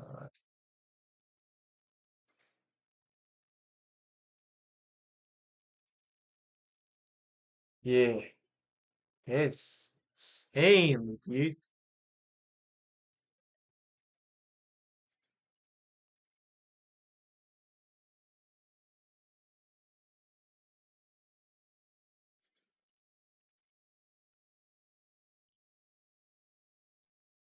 Especially in video, and also, my uh, last Android smartphone was made in 2021, and my nowadays iPhone also was made in 2021. But if you compare them, iPhone is more sustainable, it's more stable than Redmi, because fake items. Next question. What how what do they call, and I know just they're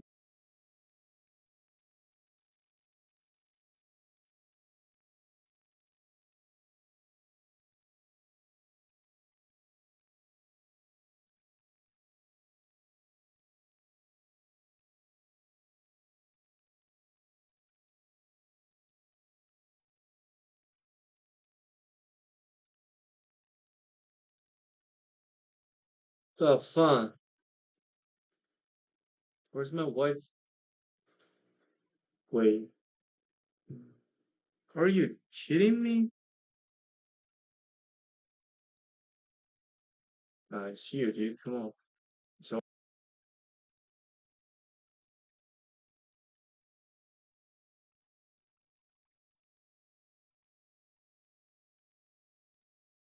over here. It's over there. Amount for everything. That's why I really at least try to. So oh,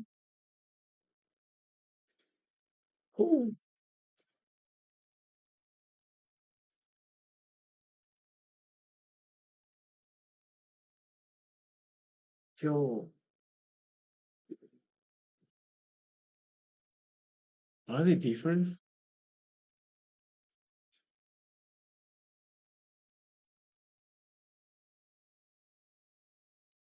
Or I bet. So there's some.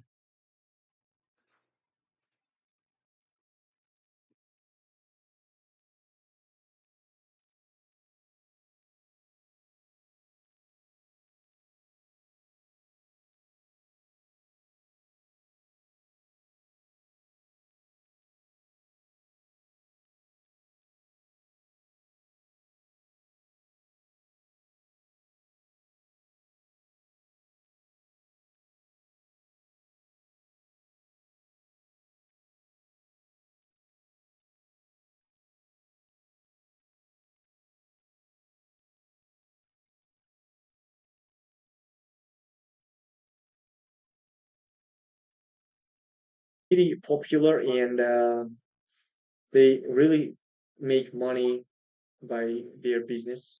Yeah, but sometimes it's really difficult when you see.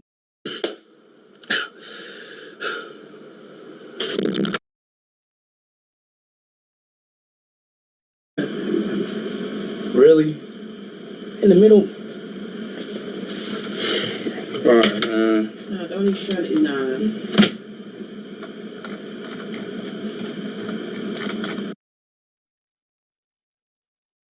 My stream lag, they did not hear it. My stream lag, they didn't hear it. My stream lag, they didn't hear it. They didn't hear it. My stream lagged. Bro, chat.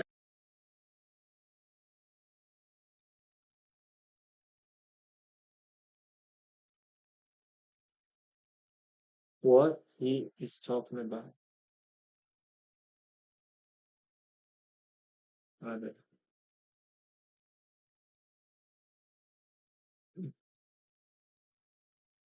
Speed gang bark bark. Come. Yeah, Speed keep up the You're crazy. $4.99. That shit on my damn Marcus took that Bro, it shit. don't add up. On God, on my damn Marcus took that shit, bro. Bro, I don't be fucking shit. You man, you know what I'm saying? I would not cheat on nobody, man. But these girls, I'm done. I'm sick of them. I'm tired of them. I'm done with these girls, bro. These girls never like you, bro. These girls don't want you, bro. They always want something, bro. They want something out of you, bro. These girls doesn't have feelings, bro. There's no feelings no more in 2021. I don't let y'all know that, bro. I don't let y'all know that right now, bro. If you got a girlfriend, break up with her, man. Because these girls aren't going to do you bad, man. I love y'all boys so much, man.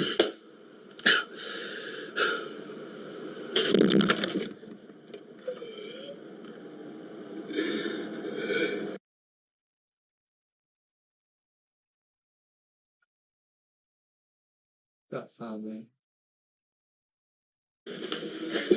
This is my entire YouTube studio all on one. It gives me the flexibility to change up the framing. I can get in Perfection. Because in summer, you you don't have like a lot of things to do because it's just holidays.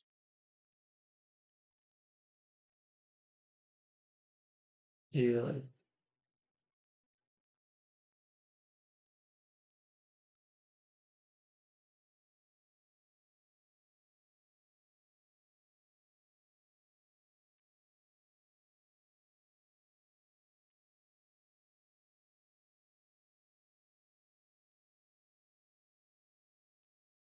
Слушай,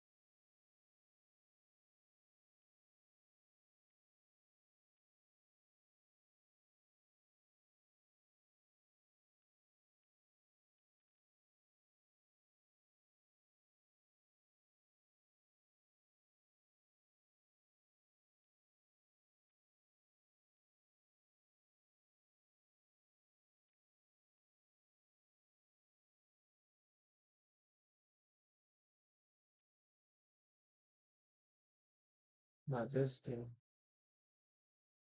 Get out of here. Alright, bro.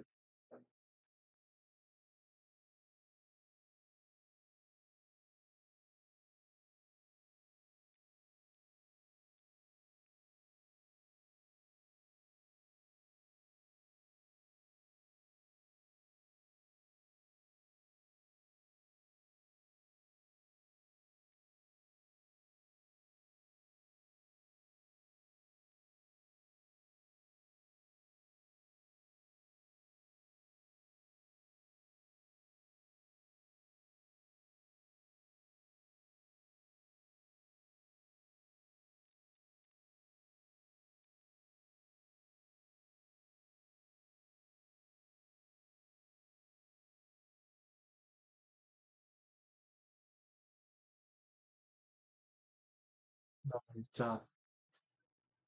Mm,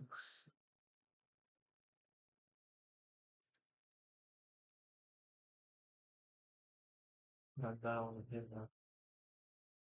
Not down. Not down.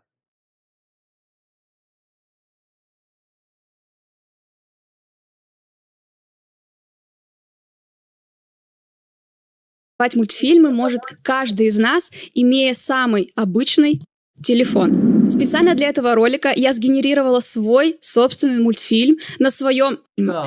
Далее нужно продумать, что вы платите одну сумму. No, sure. If you want to make content that performs better, I'm going to explain exactly how to do it. Because the truth is, if your is the reason it broke, executed poorly, that's shorts and longs, whichever content you make. But what I do want to say here, tactically, that really is the most important part for the script writing phase is this. You have to optimize for comprehension over. All right, what's going on YouTube? When you feel like you can't do it, when you feel like there's no way to do it, remind yourself that this world was made for you. Hear me out. This world was made for you. This is your world. Don't let anybody tell you what you can't do, including yourself. Bro, I need this to work. I need this to work. This is what the fuck, bro. I knew what I wanted, bro, and it wasn't gonna fail. It's impossible. Not if you don't quit. You for you. When you feel like you can't do it, when you feel like there's no way to do it, remind yourself that this world was made for you. Hear me out. This world was made for you. This is your world. Don't let anybody tell you what you can't do, including yourself. Bro, I need this to work. I need this to work. This is what the fuck, bro. I knew what I wanted. All of that was lining you up to get to where you was at. Exactly. To find out what do I do. World. Motherfucker, I've been mortified, 45, feeling like a motherfucker, I've been sent me to make sure that you don't vape anymore, gang. Iman Godzi. With the FIFO? So we got Iman Godzi. Создаем два ключа, и на первом уводим scale по вертикали на 0. 0.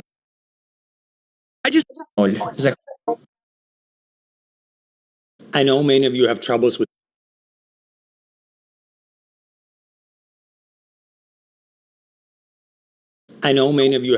with the colors in your videos, which look.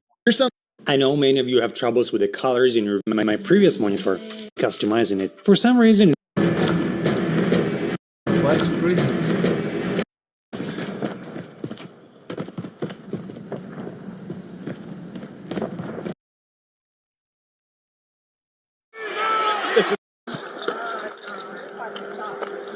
Let's talk about your free time. What do you like to do on the weekend? Well, on the weekends I like to play. Это фонбет. Let's talk about your free.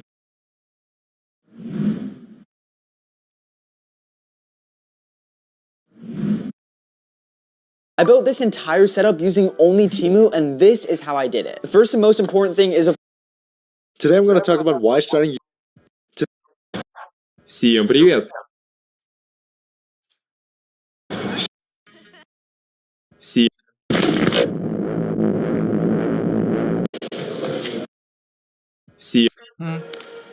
Ricky. Shower is funny. Ricky Tan. It's a funny one. Get up, dog. Let's go. Come on. I've been looking for you everywhere. Let's go.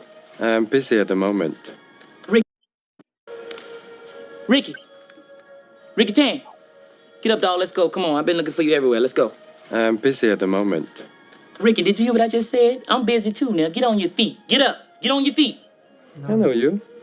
You are Lee's American friend, right? No, I'm Lee's new muscle. And don't let this robe fool you. This is the only color they had left. Now I said get up. I ain't gonna say it again. You Americans are so funny. And you Asians don't hear that well. Little Ricky, get your little punk ass up out of that chair. Nothing up my vacation. I told you to get up, didn't I? Now I gotta go off on you. Let me bust his ass, Lee. Come on, Lee. 大佬， Take care of this. 好耐冇見你喎，你好嘛？我有啲嘢想問你。有咩事啊？請你同我翻檢察局啊，係有關於兩個美國人被殺嘅事。咁大件事，有咩你可以喺呢度同我講啊？你想知咩啊？ Look, little man, you coming with? Oh my lord. I would like to pay you for that laptop. I think I should do that. No problem. I can get you a new one. I seen it on the internet with a DVD player. That's an old model. Now, I must excuse myself. Inspector, have a good day.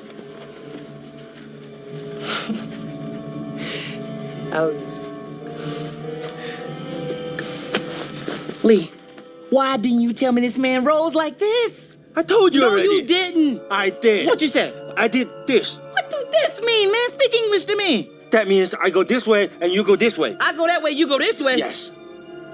Okay.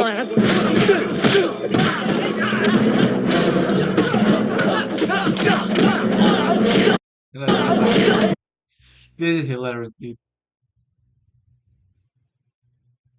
Hey, He's a cop. These guys. The cops. You're cops? The cops. This is Officer Brian O'Connor. I'm off duty MAPD. I need a light fight rollout right away. Lisa, don't push me! Put the gun down! I swear to God! You are the cop! You're a cop! He's a cop!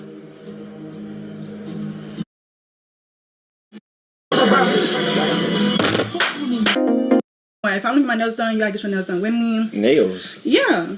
Stop following her, y'all. Stop following her. Stop following her. Bro, what the fuck? Come on. Привет. Приветствую, вы на канале Девайсыч, меня зовут Дейзу, и сегодня...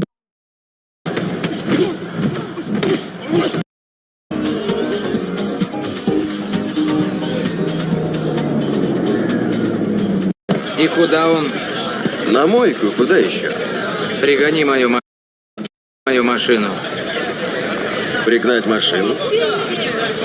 Мы не на твоей территории, смотри, с кем разговариваешь. Торетто! Осторожно, осторожно. Торетто! В мой дом пришла полиция. Они опозорили мою семью, потому что меня кто-то продал. Can the Spider-Man?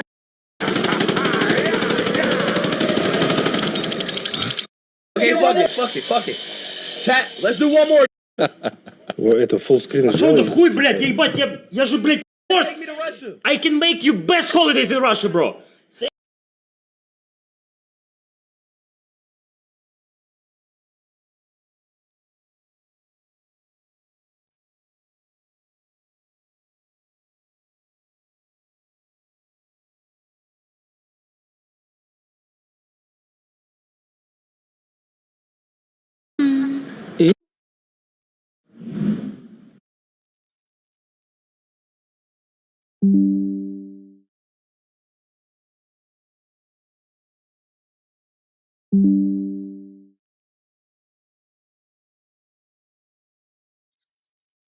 Alright, guys. Wow.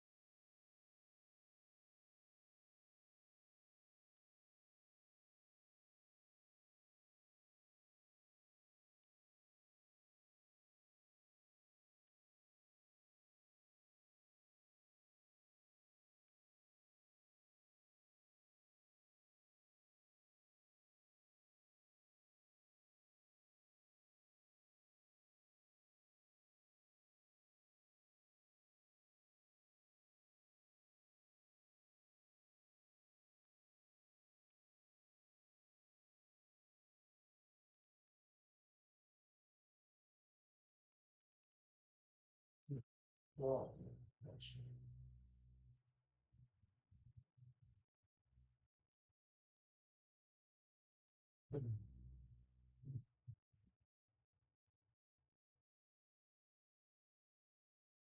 Então, então.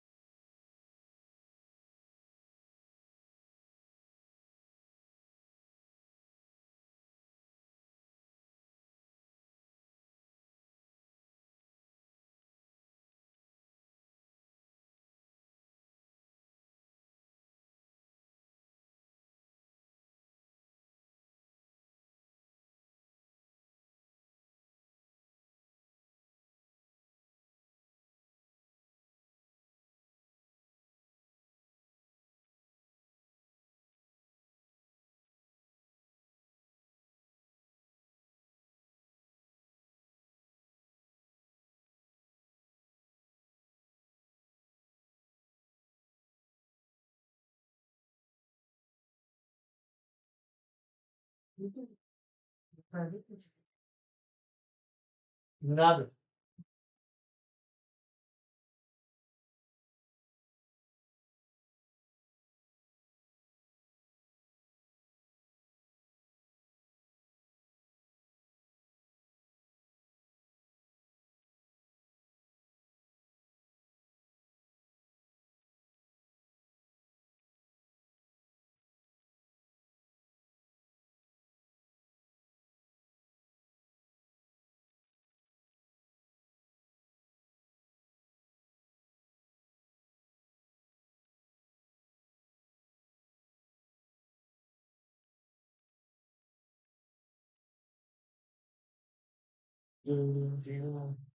Truth in platform.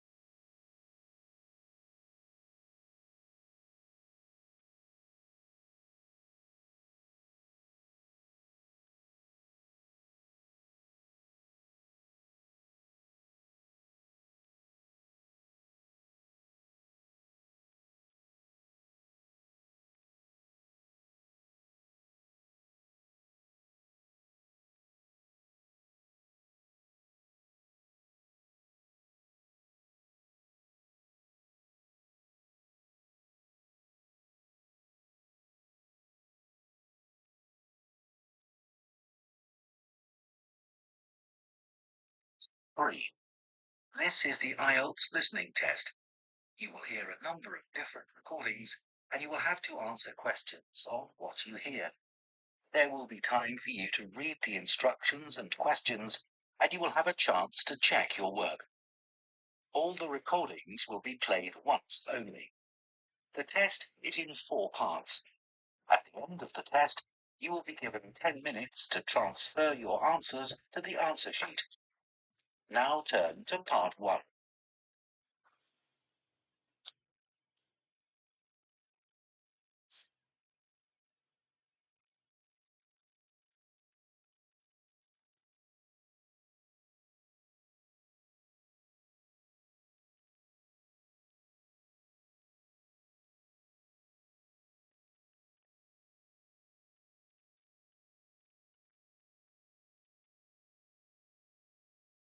Where's the pen, dude?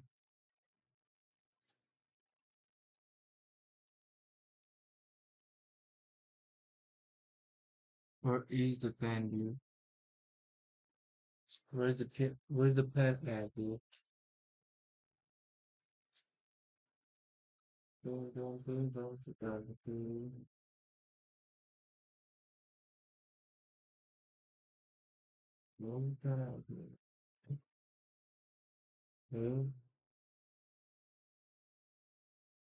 Really, bro?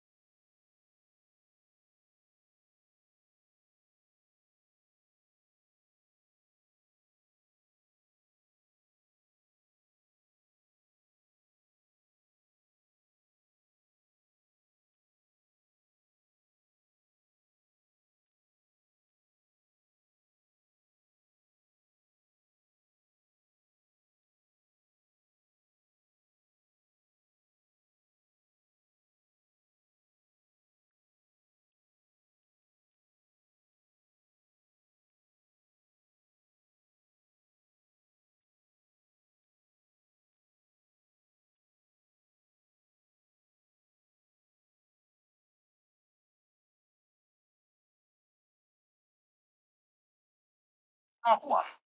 You will hear a man called Jack giving advice to a friend about surfing holidays. First, you have some time to look at questions 1 to 6.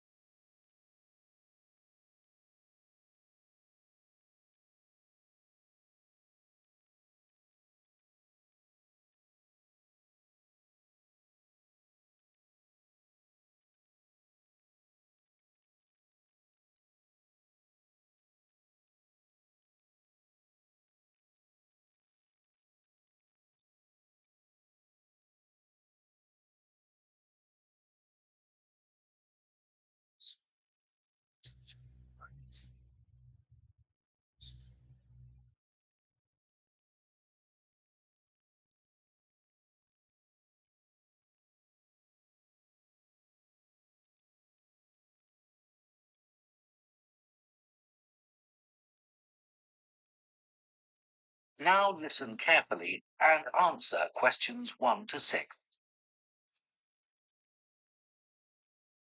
Jack, I'm thinking of taking the kids to the seaside on a surfing holiday this summer, and I wanted to ask your advice, as I know you're such an expert. Well, I don't know about that.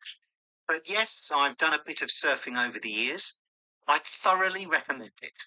I think it's the kind of holiday all the family can enjoy together. The thing about surfing is that it's great for all ages and all abilities. My youngest started when he was only 3. Wow! But it's quite physically demanding, isn't it? I've heard you need to be pretty fit. Yes, you'll certainly learn more quickly and won't tire as easily. Well, that should be okay for us. You've been surfing a few times in Ireland, haven't you? Yes, there's some great surfing there, which people don't always realise. And which locations would you recommend? There seem to be quite a few. Yes, there are loads. Last year we went to County Donegal. There are several great places to surf there. What about in County Clare? I read that's also really good for surfing. Yes, it is. I've been there a few times. Most people go to Lahinch. My kids love it there. The waves aren't too challenging and the town is very lively.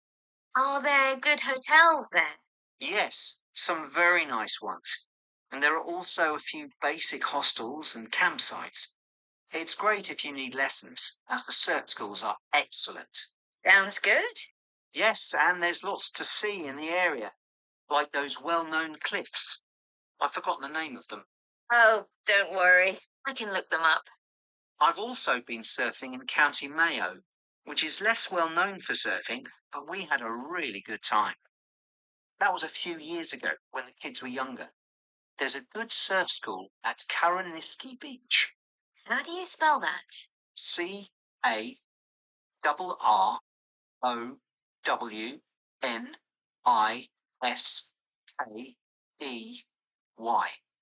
Okay. I put the kids into the surf camp they run during the summer for 10 to 16-year-olds. Oh, right. How long was that for? 3 hours every day for a week. It was perfect. They were so tired out after that. I can imagine. One thing we did while the kids were surfing was to rent some kayaks to have a look around the bay, which is nearby. It's really beautiful. Oh, I'd love to do that. Before you hear the rest of the conversation, you have some time to look at questions 7 to 10.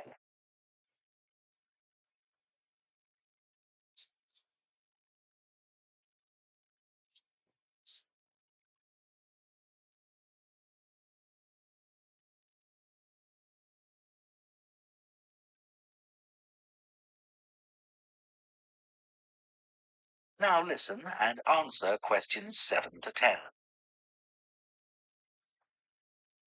Now, the only time I went to Ireland, it rained practically every day. Yes, that can be a problem. You can surf in the rain, you know. It doesn't have the same appeal somehow. Well, the weather's been fine the last couple of years when I've been there. But actually, it tends to rain more in August than in the spring or autumn. September's my favourite month because the water is warmer then. The only problem is that the kids are back to school then. I know. But one good thing about Irish summers is that it doesn't get too hot. The average temperature is about 19 degrees, and it usually doesn't go above 25 degrees. Sounds all right. Now, what about costs? Surfing is a pretty cheap holiday, really.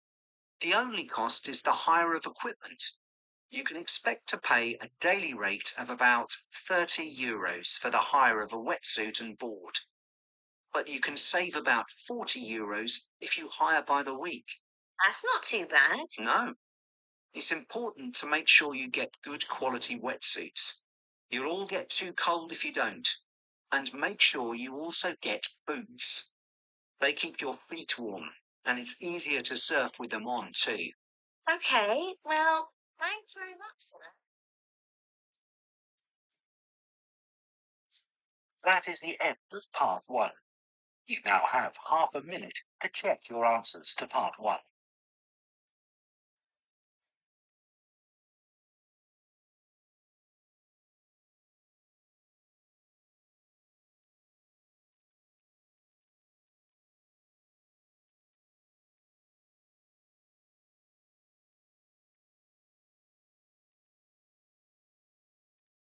Part 2. You will hear the manager of a childcare service at a primary school talking to parents at an open day about the school's childcare service offered before and after school. First, you have some time to look at questions 11 to 15.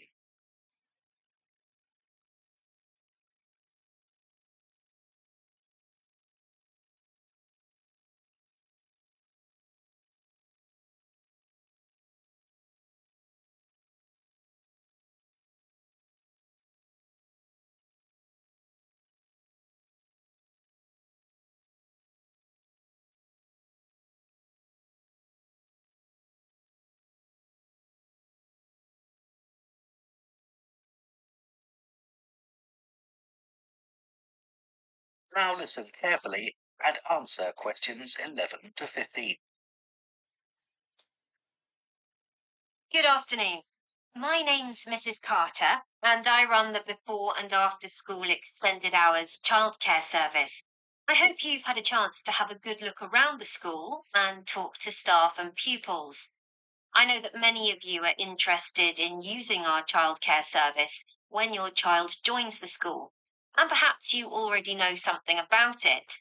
But for those that don't, I'll go through the main details now. We offer childcare for children from the ages of 4 to 11, both before and after school. I know that many parents who work find this service invaluable. You can leave your child with us, safe in the knowledge that they will be extremely well cared for.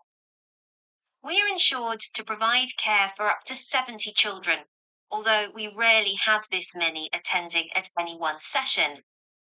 I think we generally expect around 50 to 60 children for the afternoon sessions, and about half that number for the breakfast sessions. Although we currently do have 70 children registered with us, not all of these attend every day. It's 10 years since we began offering an extended hours service. We've come a long way during that time. When we first opened, we only had about 20 children attending regularly. We try to keep our costs as low as we can, and we think we provide very good value for money. For the afternoon sessions, which run from 3:30 until 6 p.m, it's £7.20. But if you prefer, you can pay for 1 hour only, which costs £3.50, or 2 hours, which costs £5.70. The cost of the childcare includes food and snacks. They'll be given breakfast in the morning and in the afternoon, a healthy snack as soon as they finish school.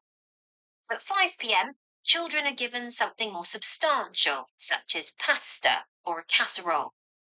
Please inform us of any allergies that your child might have, and we'll make sure they're offered a suitable alternative.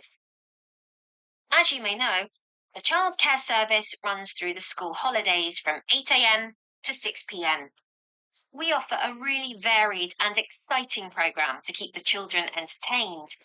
We don't want them to feel as if they are still at school.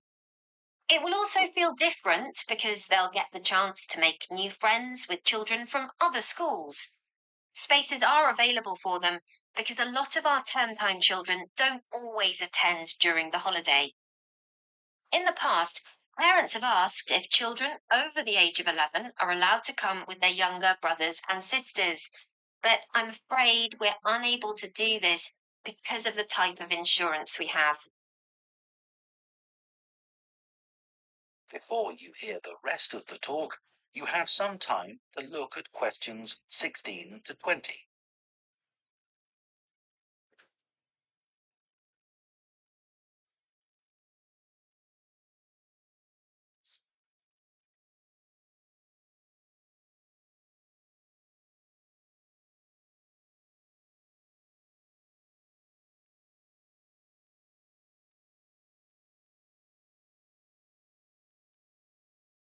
Now listen and answer questions 16 to 20. So now let me tell you about some of the activities that your child can do during the after-school sessions.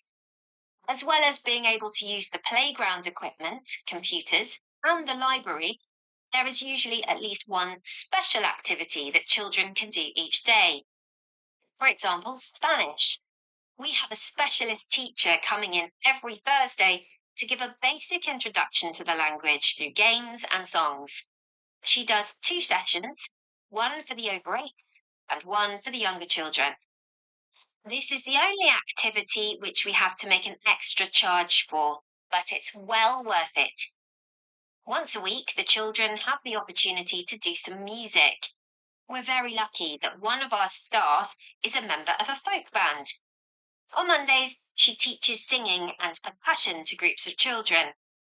We do rely on parental support for this, so if any of you sing or play an instrument and would be prepared to help out at these sessions, we'd be delighted. Painting continues to be one of the most popular activities.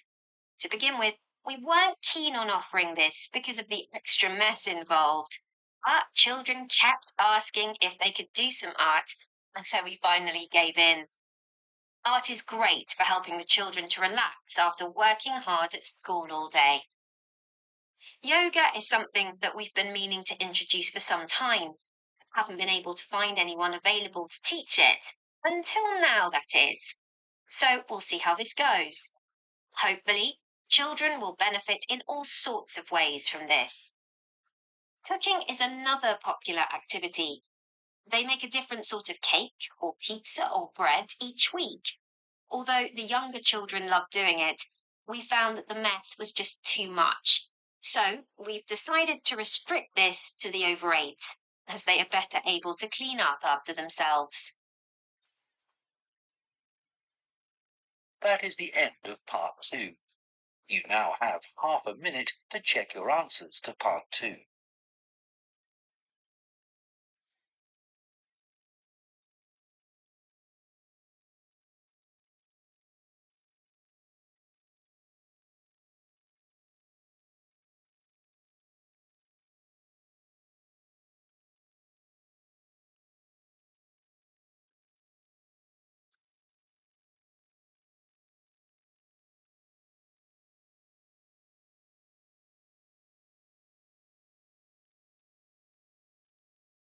Part 3. You will hear Holly, a student on an events management course, talking to her tutor about her work placement. First, you have some time to look at questions 21 to 24.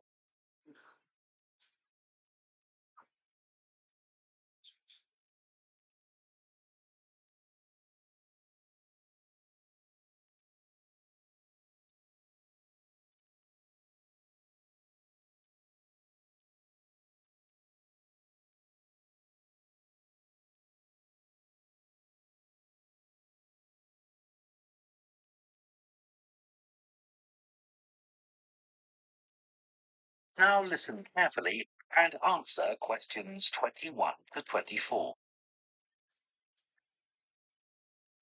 Hello, Dr. Green. I'm here to talk to you about my work placement. Oh, yes, it's Holly, isn't it? Yes. So, which work placement have you chosen? I decided to go for the Orion Stadium placement. The event I'll be managing is one where I'm helping to set up a sports competition for primary school children. Yep, that's always a popular placement, even though it can be tougher than you think, working with children. I know, but it's the fresh air that attracts me. Organising something indoors doesn't have the same appeal, even though it might be fun. Okay, so obviously safety is going to be one of your key concerns for this event. Yes, I've already thought about that. I'll need to make sure none of the equipment's damaged. Ah, well, you'll be working with schools, so the equipment will be their responsibility. However, the grounds and what goes on there will be yours. Oh, I see. That'll include keeping everyone within the boundary once they're in their kit and on the field? Exactly. You'll need to inspect areas like changing rooms as well, for anything someone can trip over. But your main priority will be not to lose anyone. Right. I'll need staff to help with that. And don't forget about the spectators. I was thinking that many of them will be parents who could help run the event. I wouldn't rely on that. They'll be more interested in filming their children than volunteering. I'll need to make sure they don't interfere with events doing that. And that's not always easy, especially when a proud parent's trying to get a snap of their child and you want them to move elsewhere. Okay. What about the scheduling? With sporting events, there are all sorts of things that can alter the timetable, like rain, for instance, though so far we've always been lucky with that. Yeah, and I was thinking about what to do if someone got hurt as well. I know that last year that caused a terrible delay. You have to be prepared for such things. Oh, what if a match ends in a draw? Do you let the teams keep going until someone wins? That'll be up to you. And again, you need to plan for it. Right. Before you hear the rest of the discussion, you have some time to look at questions 25 to 30.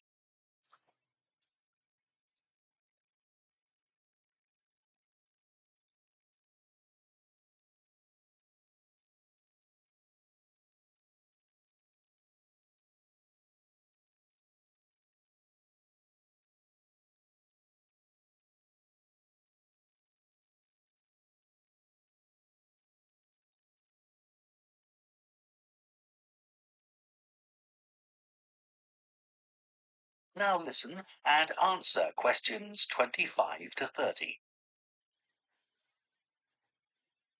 Now, the aim of your work placement is to give you the opportunity to develop the skills that an events manager needs. So let's talk about those a bit. Well, I think my communication skills are pretty good. I can talk on the phone to people and book venues and that kind of thing. Good. Just remember, it isn't only about what you say. If you meet someone face to face and want to persuade them to be a sponsor, for example. Oh, I'll dress up for that, sure. Good. Let's go on to think about your organizational skills. You're working in a very people-based industry, and that means things won't always go to plan. I guess it's being prepared to make changes that matters. That's right.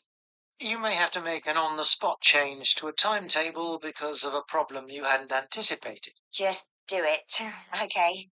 How's your time management these days? I'm working on it. I'm certainly better when I have a deadline, which is why this work suits me.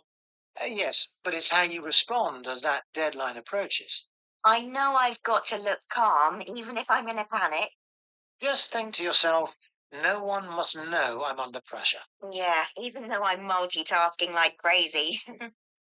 Another skill that events managers need is creativity. Often your client has what we call the big picture idea, but it's up to the events manager to think of all the fine points that go to making it work. Right. So I need to listen carefully to that idea and then fill in all the gaps. That's right. And you'll have a team working under you. So another key skill is leadership. Your team may have lots of ideas too, but you've got to make the ultimate choices. Do we have refreshments inside or out, for example? Isn't it better to be democratic? It's a nice idea, but you have the ultimate responsibility. So believe in what you think best.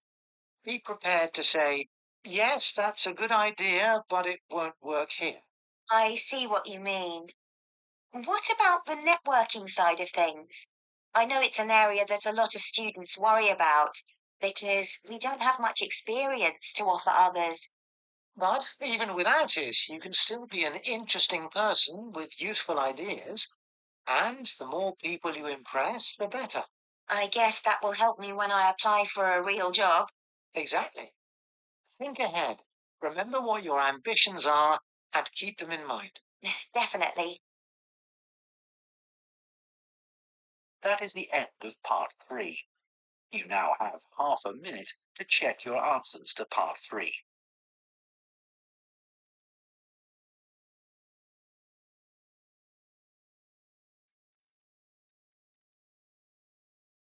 Okay.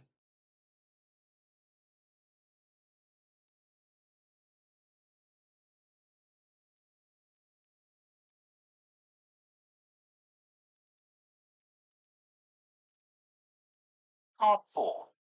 You will hear a zoology student giving a presentation on bird migration. First, you have some time to look at questions 31 to 40.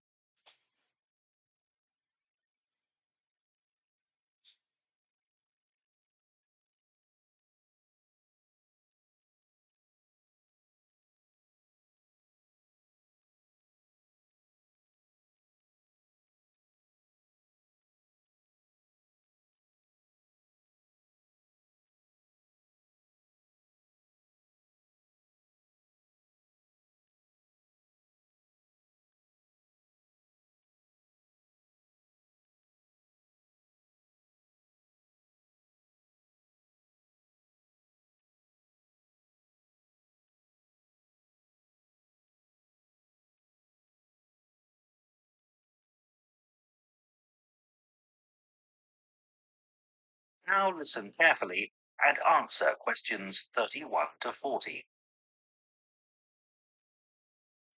Scientists believe that a majority of the Earth's bird population migrate in some fashion or other.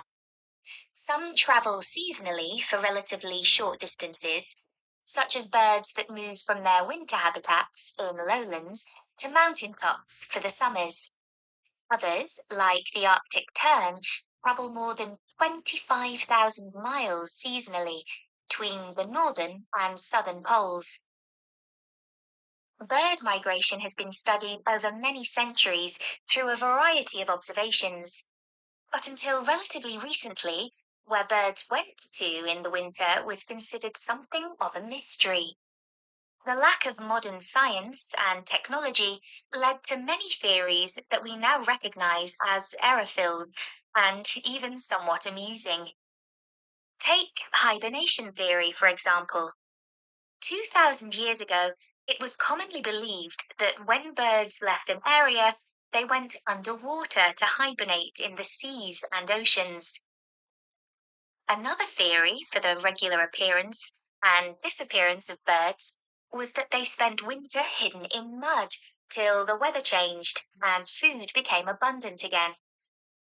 The theory that some birds hibernate persisted until experiments were done on caged birds in the 1940s, which demonstrated birds have no hibernation instinct. One of the earliest naturalists and philosophers from ancient Greece was Aristotle, who was the first writer to discuss the disappearance and reappearance of some bird species at certain times of year. He developed the theory of transmutation, the seasonal change of one species into another by observing redstarts and robins. He observed that in the autumn, small birds called redstarts began to lose their feathers, which convinced Aristotle that they changed into robins for the winter and back into redstarts in the summer. These assumptions are understandable, given that this pair of species are similar in shape, but are a classic example of an incorrect interpretation based on correct observations. The most bizarre theory was put forward by an English amateur scientist, Charles Morton, in the 17th century. He wrote a surprisingly well-regarded paper, claiming that birds migrate to the moon and back every year. He came to this conclusion as the only logical explanation for the total disappearance of some species.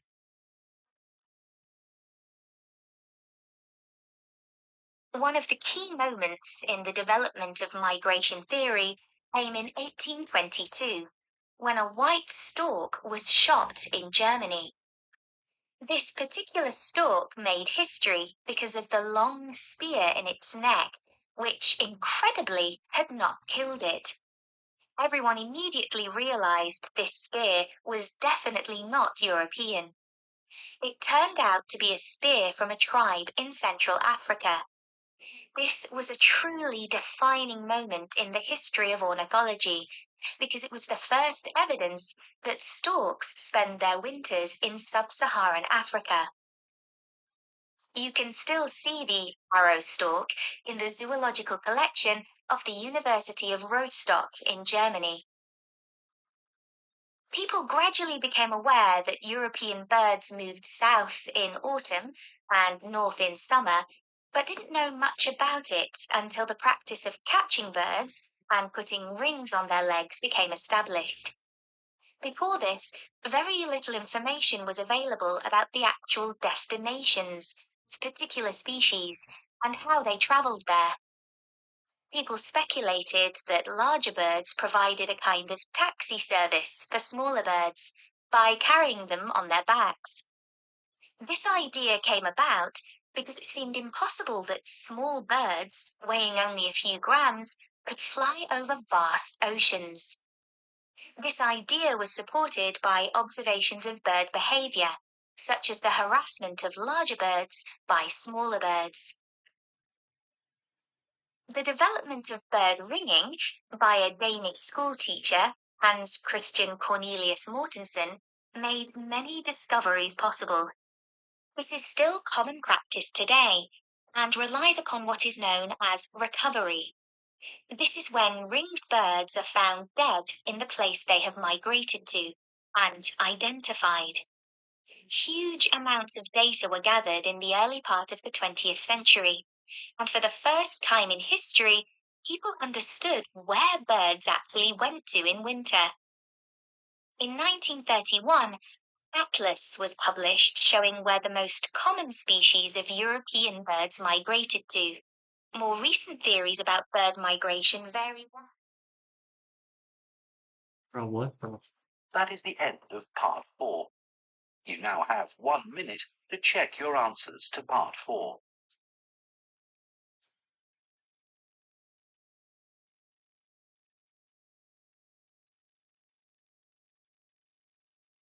No, sure.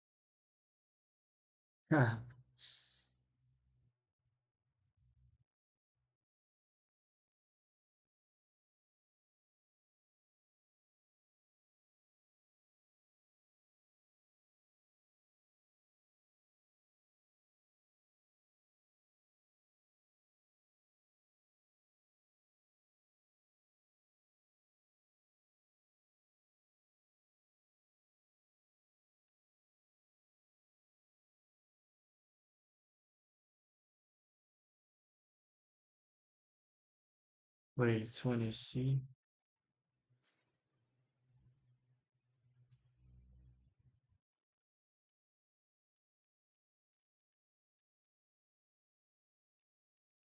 You would.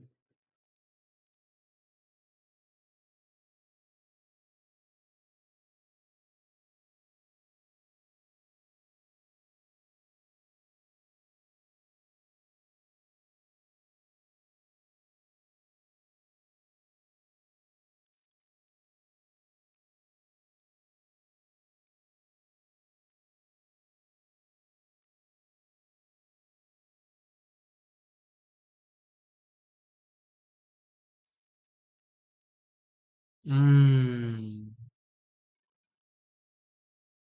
Because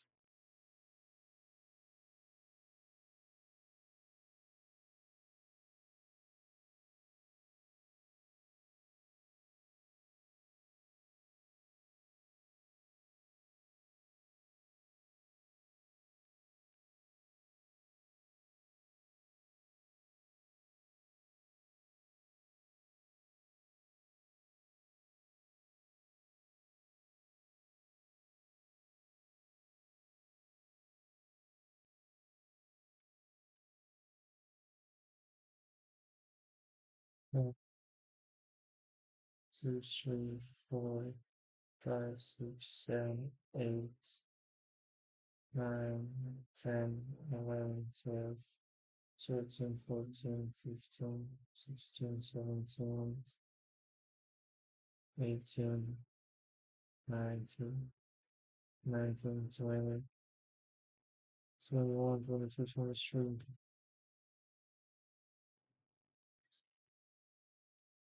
Oops.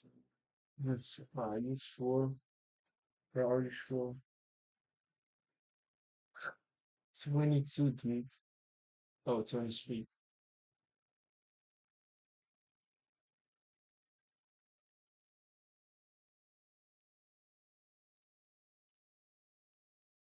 Bro.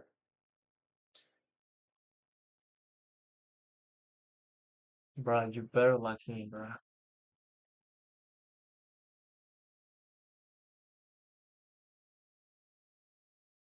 But let me see it. Let me see this.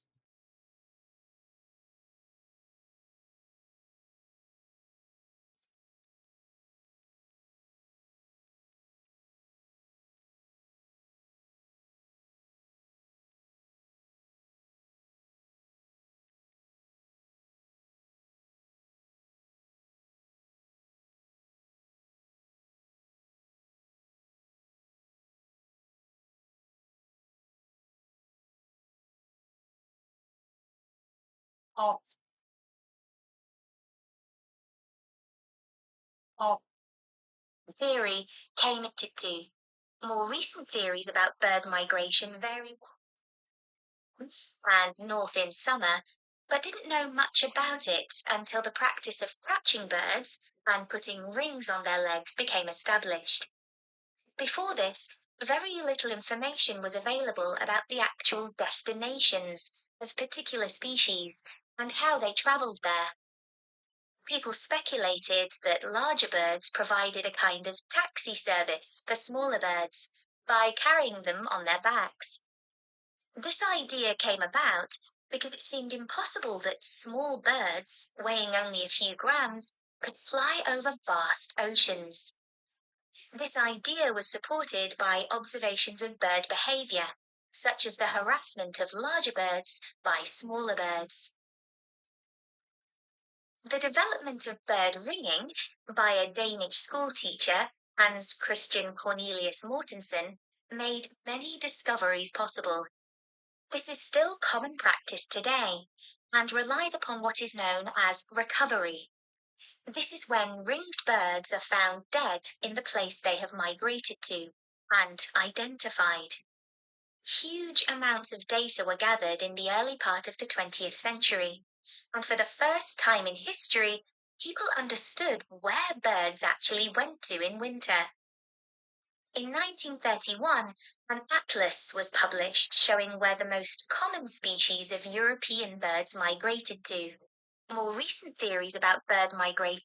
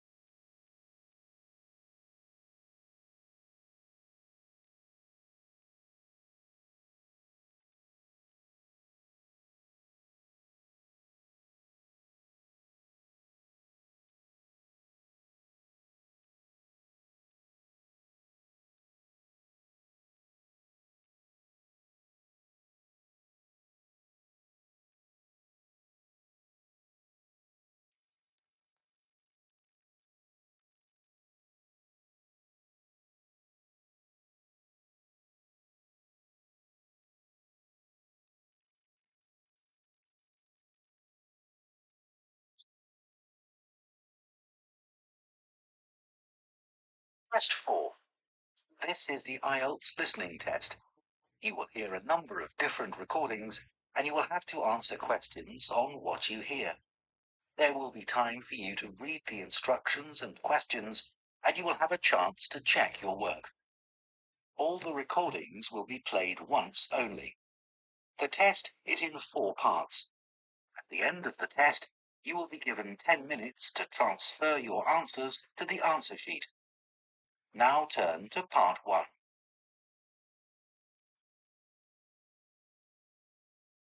Part 1. You will hear a man phoning to inquire about a cleaning service for his apartment. First, you have some time to look at questions 1 to 5.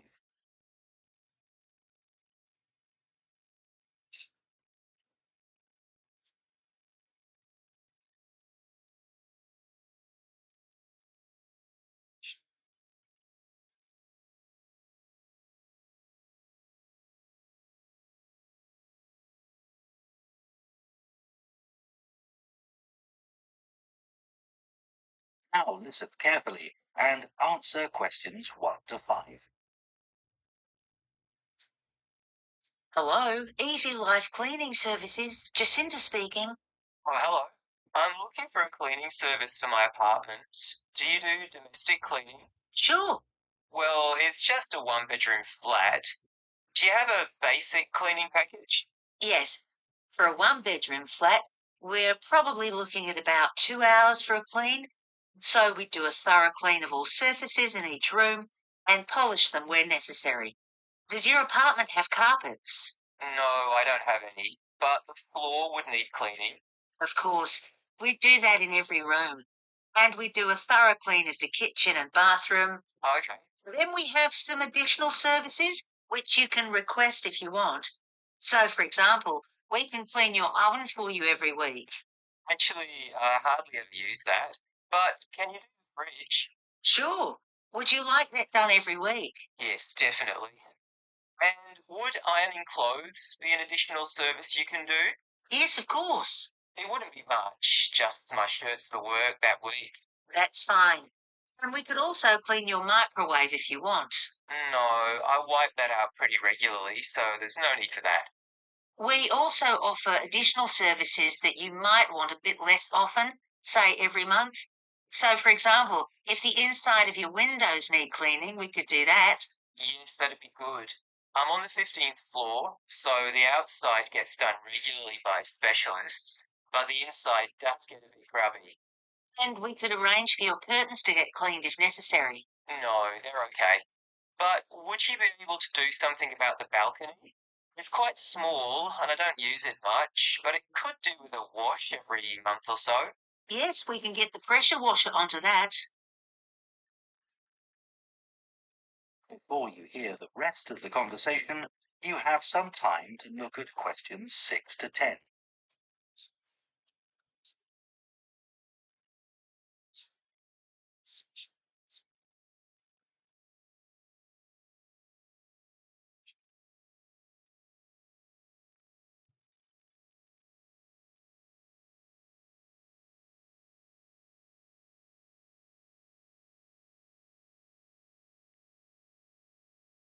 Now listen and answer questions 6 to 10. Now, if you're interested, we do offer some other possibilities to do with general maintenance. For example, if you have a problem with water and you need a plumber in a hurry, we can put you in touch with a reliable one who can come out straight away. And the same thing if you need an electrician. Right, that's good to know. I've only just moved here, so I don't have any of those sorts of contacts. And I don't know if this is of interest to you, but we also offer a special vacuum cleaning system which can improve the indoor air quality of your home by capturing up to 99% of all the dust in the air. So if you're troubled by allergies, this can make a big difference. Right, in fact, I don't have that sort of problem, but I'll bear it in mind. Can you tell me a bit about your cleaning staff? Of course. So all our cleaners are very carefully selected. When they apply to us, they have to undergo a security check with the police to make sure they don't have any sort of criminal background. And of course, they have to provide references as well. Then if we think they might be suitable for the job, we give them training for it.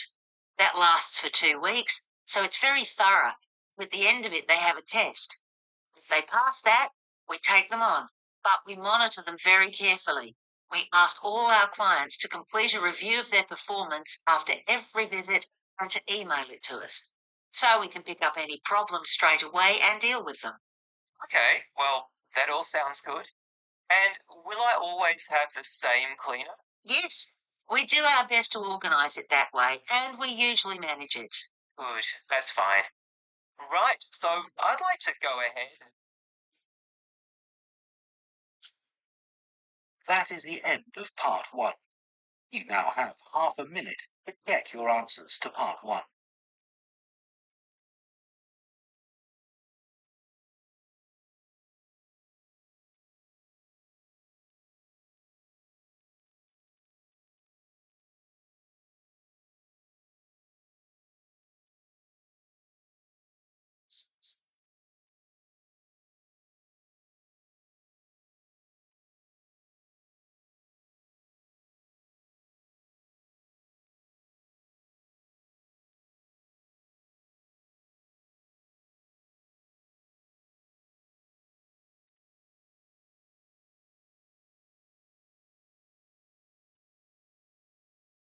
Part 2.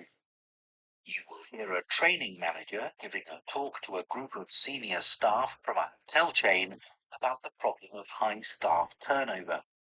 First, you have some time to look at questions 11 to 14.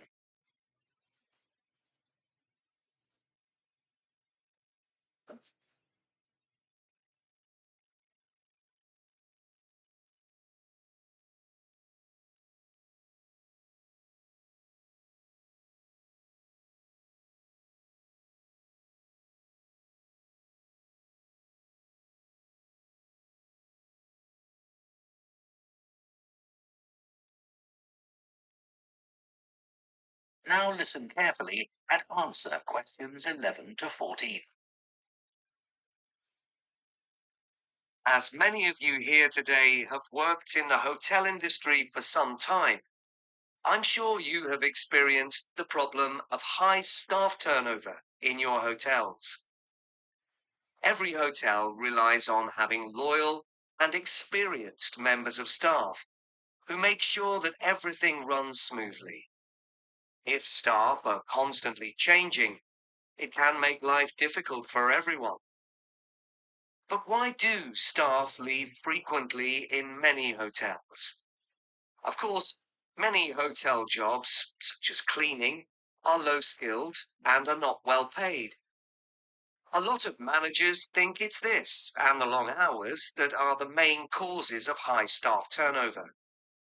But what they don't realize is that it's the lack of training in many hotel jobs, which is a huge factor. So what kind of problems does a high turnover of staff cause? Well, having to recruit new staff all the time can be very time-consuming, and managers may have to cover some duties while waiting for new staff to arrive. This means they don't have time to think about less immediate problems, such as how to improve their service. When staff leave, it can also severely affect the colleagues they leave behind. It has a negative effect on remaining staff, who may start to feel that they too should be thinking about leaving. So what can be done to change this situation? Firstly, managers should stop making basic errors which leave their staff feeling upset and resentful. When organizing shifts, for example, make sure you never give certain staff preferential treatment.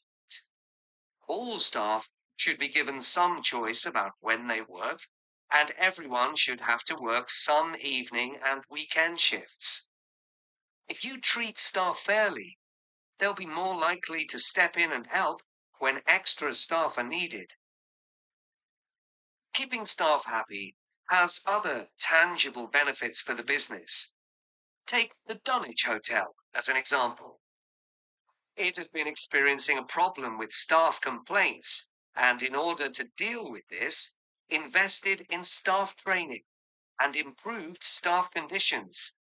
Not only did the level of complaints fall, but they also noticed a significant increase in the amount each customer spent during their stay. They have now introduced a customer loyalty scheme, which is going really well.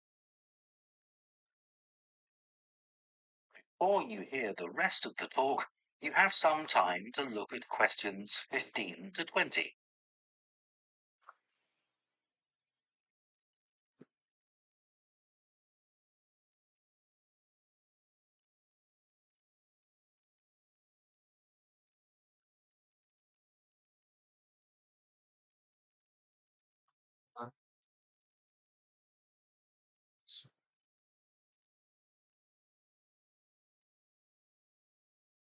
Step in and help when extra staff are needed.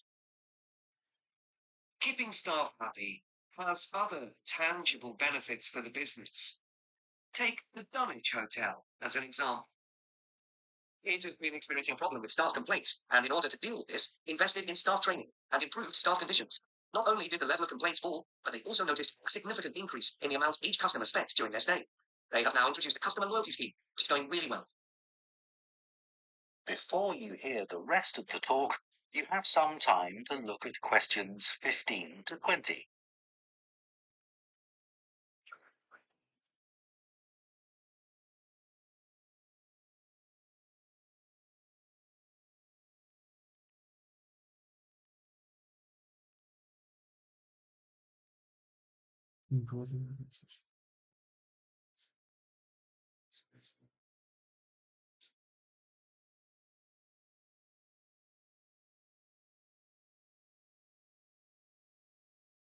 Now listen and answer questions 15 to 20. Now, I'd like to look at some ways you can reduce staff turnover in your hotels. And I'll do this by giving some examples of hotels where I've done some training recently. The Sun Club received feedback which showed that staff thought managers didn't value their opinions. They weren't made to feel they were partners who were contributing to the success of the business as a whole. This situation has changed. Junior staff at all levels are regularly invited to meetings where their ideas are welcomed. A year ago, the Portland recognized the need to invest in staff retention. Their first step was to introduce a scheme for recognizing talent amongst their employees. The hope is that organizing training for individuals with management potential will encourage them to stay with the business. At Blue Water, managers decided to recognize 50 high achievers from across the company's huge hotel chain. As a reward, they're sent on an all-expenses-paid trip abroad every year. Fun is an important element in the trips, but there's also the opportunity to learn something useful. This year's trip included a visit to a brewery, where staff learned about the new beer that would be served in the hotel. Pentlow Hotels identified that retention of junior reception staff was an issue. In order to encourage them to see that working in a hotel could be worthwhile, rewarding, with good prospects, they introduced a management program. These staff were given additional responsibilities and the chance to work in various roles in the hotel.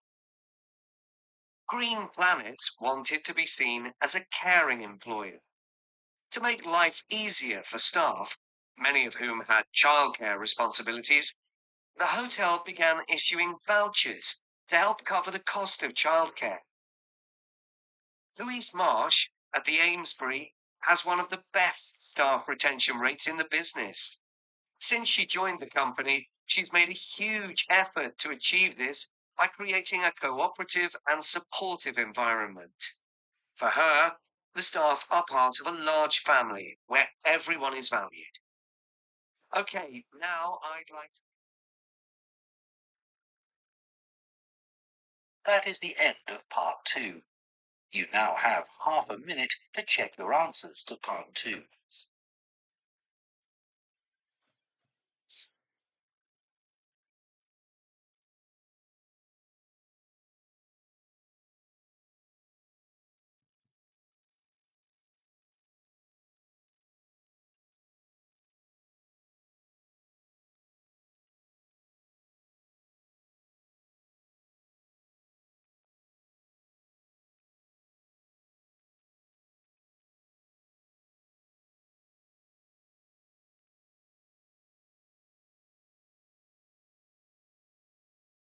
Part 3.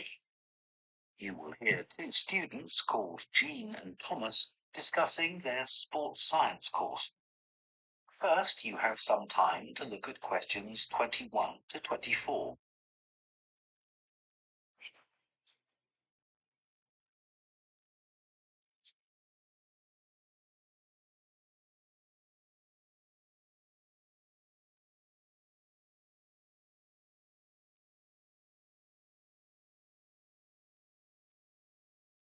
Now listen carefully and answer questions 21 to 24. Hi, Thomas. How are you enjoying the course so far? Yeah, I think it's good. Remind me, why did you decide to study sports science? Did you want to be a professional athlete when you were at school? Yeah, that was my goal, and all my classmates assumed I would achieve it. They thought I was brilliant. Must have been a nice feeling. I thought I could win anything. There was no one who could run faster than me. Exactly. So, what happened? Did your mum and dad want you to be more academic? Not at all. Perhaps they should have pushed me harder, though. What do you mean? I think I should have practiced more. What makes you say that? Well, I went out to Kenya for a couple of weeks to train. Really? Didn't know that. I was chosen to go there out of loads of kids and run with some of the top teenage athletes in the world. And I was so calm about it. I just kept thinking how fortunate I was. What a great chance this was. Everyone back home was so proud of me. But once we started competing, I very quickly realised I wasn't good enough. Must have been a huge shock. I thought, this can't be happening. I was used to winning. I'm sorry to hear that. It's okay. I'm over it now. And I think it's much better to do a university course. And this one has such a variety of sports-related areas. It's going to be good. Oh, I agree. I chose it because of that. Before you hear the rest of the discussion, you have some time to look at questions 25 to 30. What the fuck?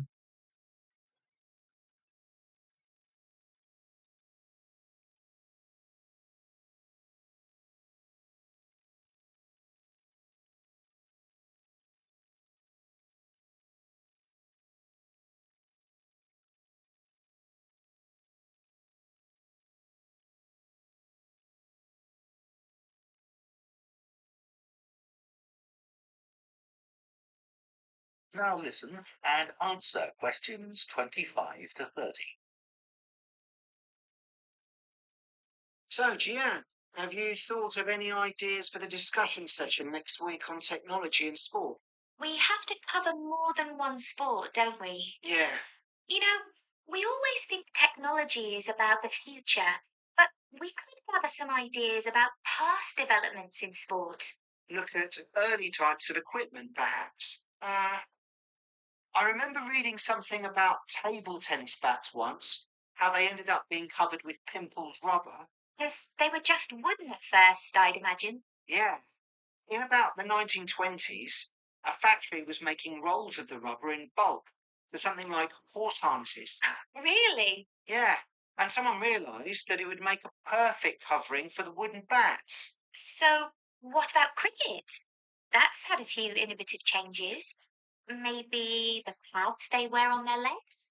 I don't think they've changed much, but I'm just looking on the internet. And it says that when the first cricket helmet came in 1978, the Australian batsman who first wore it was booed and jeered by people watching because it was so ugly. Wow! Players have to protect themselves from getting hurt. I mean, everyone wears one now. Unlike the cycle helmet. Well, unless you're a professional. But you're right, many ordinary bikers don't wear a helmet. Hey, look at these pictures of original helmet designs. This one looks like an upside down bowl. Yet the woman's laughing. She's so proud to be wearing it. It says serious cyclists ended up with wet hair from all the hard exercise. I guess that's why they have large air vents in them now, so that the skin can breathe more easily. Okay, so we've done helmets. What about golf balls? Or better still, golf clubs. They've changed a lot. Yeah. I remember my great-grandfather telling me that because a club was made entirely of wood, it would easily break and players had to get another. There's no wood at all in them now, is there? No, they're much more powerful. The same must be true of hockey sticks. I don't think so, because players still use wooden sticks today. What it does say here, though, is that when the game started, you had to produce a stick yourself. I guess they just weren't being manufactured. So, one more perhaps? What about football? Well, I know the first balls were made of animal skin. Yeah, they covered them with pieces of leather that were stitched together. But the balls let in water when it rained. Oh, would have made them much heavier. That's right. You can imagine the damage to players' necks when the ball was headed. Oh, how painful that must have been. Yeah. Well, I think we can put together some useful ideas. What the fuck? Great. That is the end of part 3. You now have half a minute to check your answers to part 3.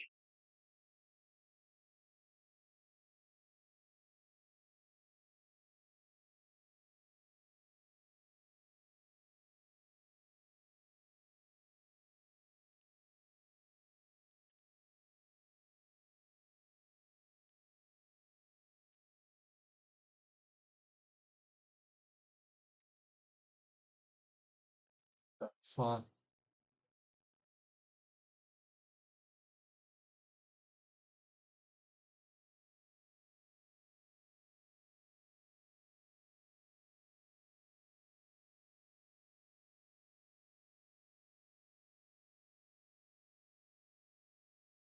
Part 4. You will hear a presentation by a food science student of the production of maple syrup. First, you have some time to look at questions 31 to 40.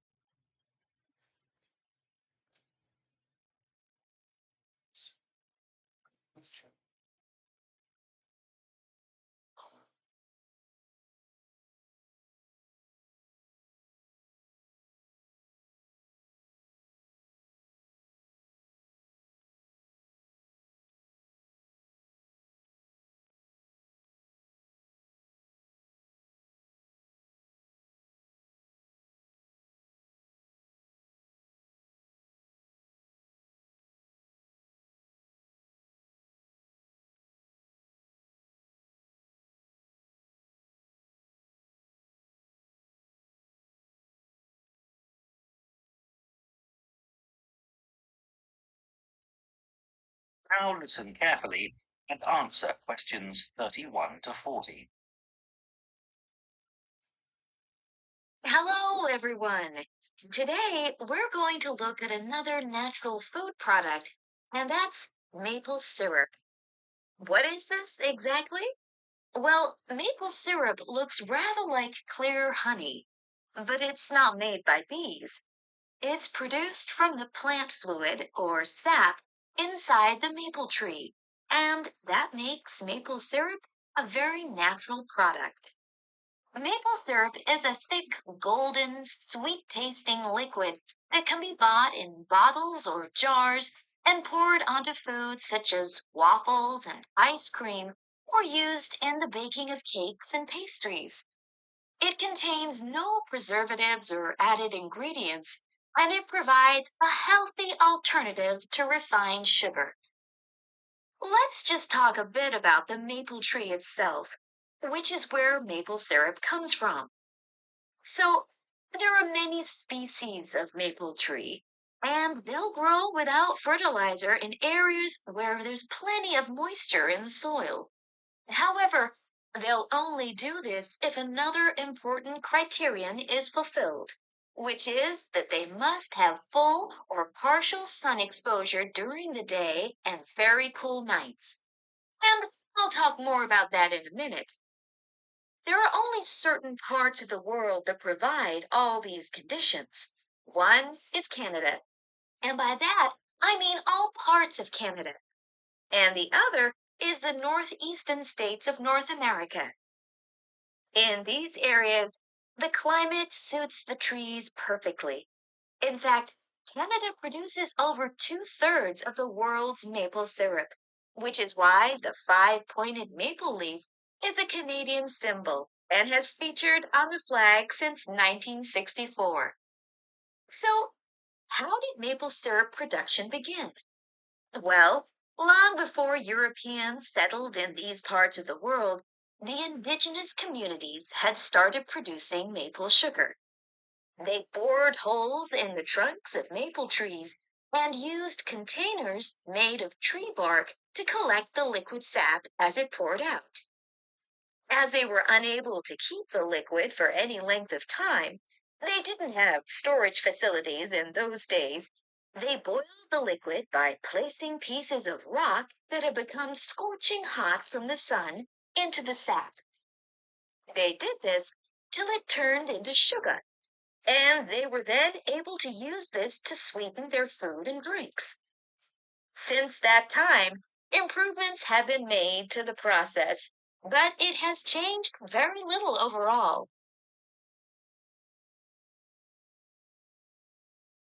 So, let's look at the production of maple syrup today. Clearly, the maple forests are a valuable resource in many Canadian and North American communities. The trees have to be well looked after, and they cannot be used to make syrup until the trunks reach a diameter of around 25 centimeters. This can take anything up to 40 years. As I've already mentioned, maple trees need the right conditions to grow and also to produce sap. Why is this? Well, what happens is that during a cold night, the tree absorbs water from the soil, and that rises through the tree's vascular system.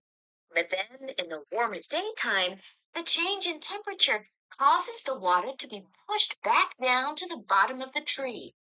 This continual movement, up and down, leads to the formation of the sap needed for maple syrup production. When the tree is ready, it can be tapped, and this involves drilling a small hole into the trunk and inserting a tube into it that ends in a bucket. The trees can often take several taps, though the workers take care not to cause any damage to the healthy growth of the tree itself. The sap that comes out of the trees consists of 98% water and 2% sugar and other nutrients. It has to be boiled so that much of that water evaporates. And this process has to take place immediately using what are called evaporators. These are basically extremely large pans. The sap is poured into these. Fire is built, and the pans are then heated until the sap boils. As it does this, the water evaporates and the syrup begins to form. The evaporation process creates large quantities of steam, and the sap becomes thicker and denser, and at just the right moment, when the sap is thick enough to be called maple syrup, the worker removes it from the heat. After this process, something called sugar sand has to be filtered out, as this builds up during the boiling and gives the syrup a cloudy appearance and a slightly gritty taste. Once this has been done, the syrup is ready to be packaged so that it can be used for a whole variety of products. It takes 40 liters of sap to produce 1 liter of maple syrup, so you can get an idea of how much is needed. So that's the basic process. In places like I'm done. That is the end of part 4. I swear. I'm good to.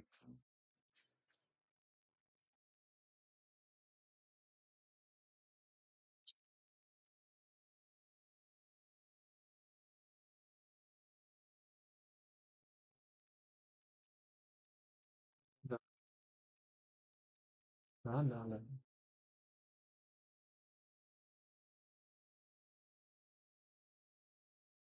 No, no, no.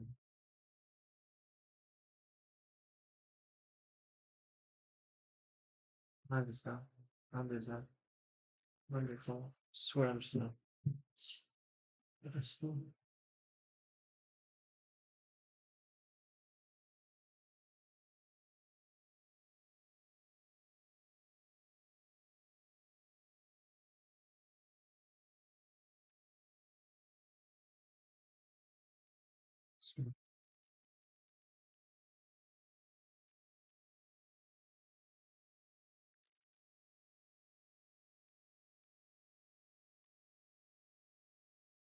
Bye bye.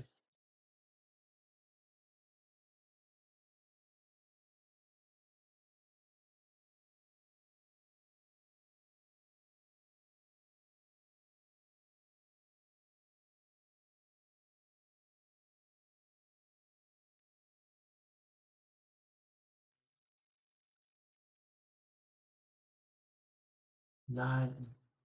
Bye bye. Nine.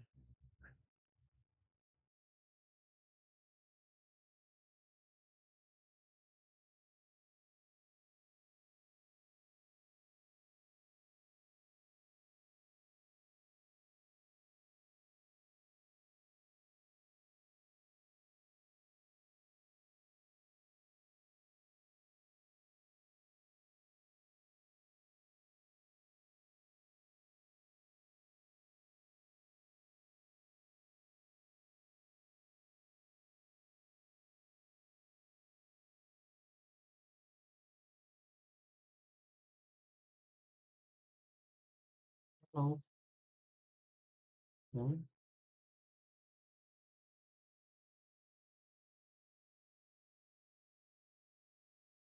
See you about.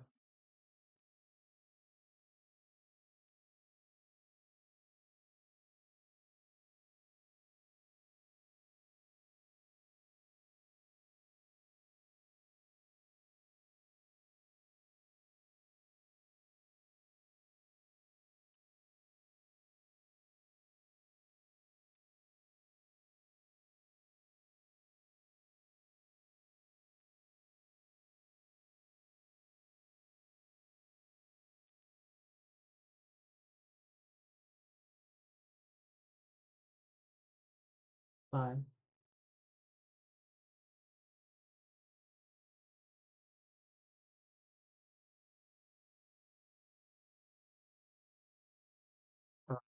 So we're gonna just bye-bye. Just bye-bye, as you see. No. One more.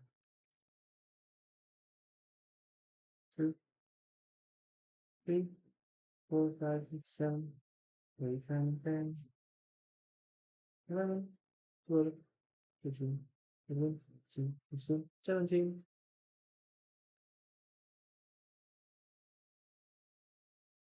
This is good. This is so good.